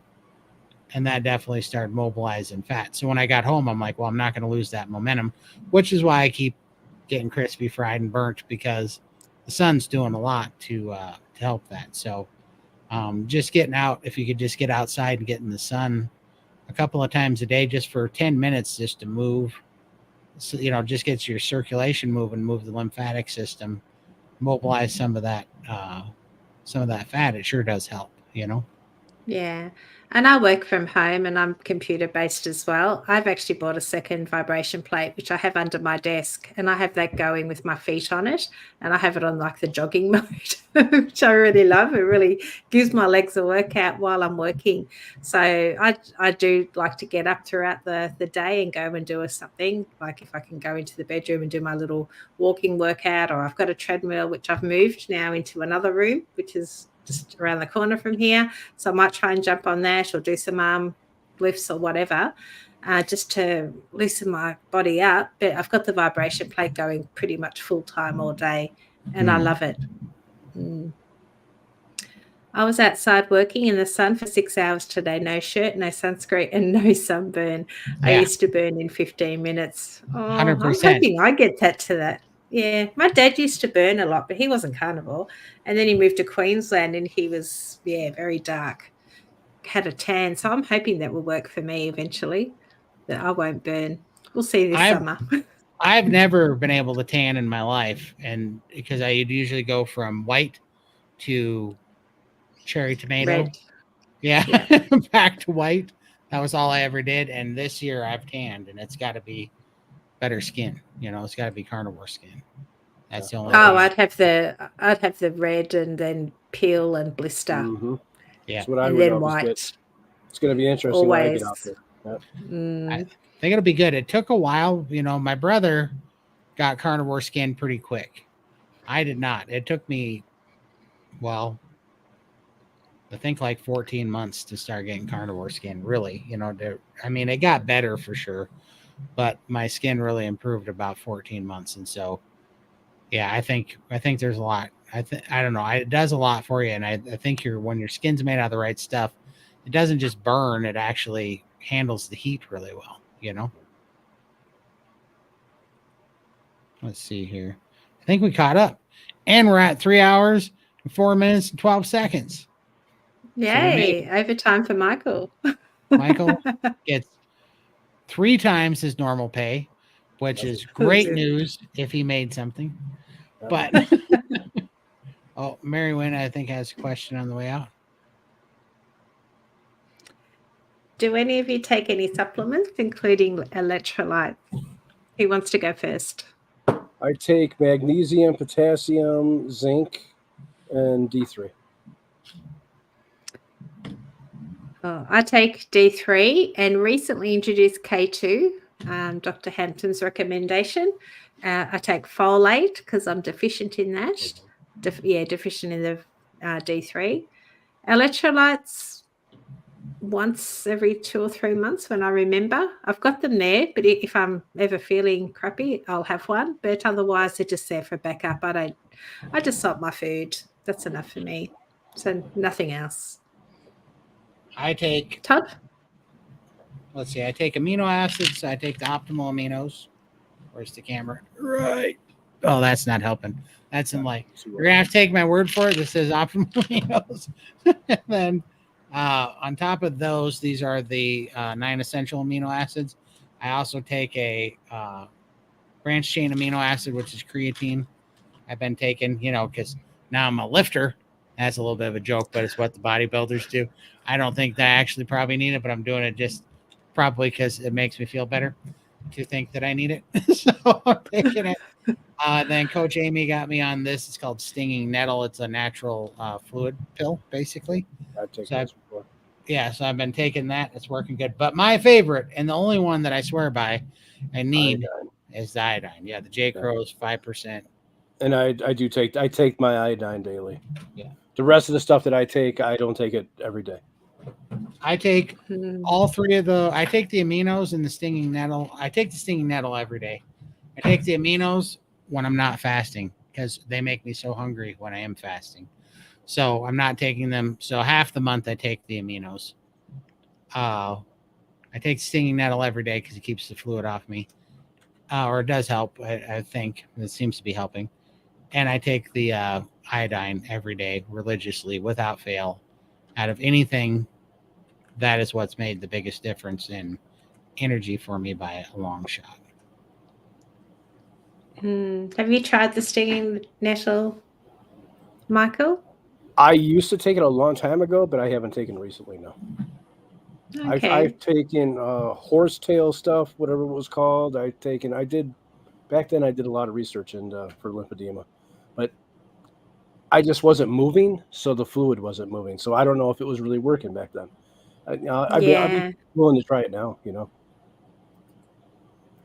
It seems to be. I mean, at first when I was doing it, I was noticing it was moving a lot of fluid. Now I don't. I think it's probably just maintaining for me because I've got a lot of fluid off. Right. No, I know. I seen your legs there. Yeah. Thank you guys for the show tonight. I love all three of y'all. Take care. I started my new job. Oh, congratulations on your new job. That's awesome. Yeah, congrats. Awesome. Now you can knock it out of the park with carnivore energy. So that's awesome. Let's see here. Good job. All right. I think. All caught up? I think so. What does stinging nettle do? Apparently, it's just a like a natural diuretic, I guess, or whatever. Is that what you call it? Yeah. Fluid pill. Saturday, I fly to Wisconsin for my brother's funeral. Oh, man, I'm sorry, John. He passed a week ago from cancer. I'm sure I'll be challenged with much bad food. Well, crazy. Man, that's so sorry. So sorry to hear that. Yep. But stay strong and, you know, I don't know. I'm sure your health will be an example to your family there for sure. Yeah, just be kind to yourself and just eat before you go to these functions. And that way you can just sort of fast through it when you're there. So the more meat's in your belly, the less you're going to have that's bad. But day at a time, just be kind and all the best. Yep. For sure. Stay strong. Yep. For sure. All right. We will see you guys. Thanks, Mike. We will see you guys next week. And I was trying to think. I guess we didn't come up with a topic for next week yet. We'll come up with a topic right after this. I was going to say. And if you guys have a topic that you'd like us to cover, post it in the comments. Yeah. Yeah, absolutely. Yeah. Anything you'd like us to talk about? Because, you know, it's kind of a revolving door of people around here. So we don't want to beat the same topics to death, but also I don't know, what do they call it? Evergreen conversations kind of need to happen. So we're just let us know if you guys have any questions or what you'd like to talk about. We'd sure appreciate it. We appreciate all you guys. It was great having you here. Thank you all for coming. And we love you, and we'll see you next week. We will. Thank you. Bye.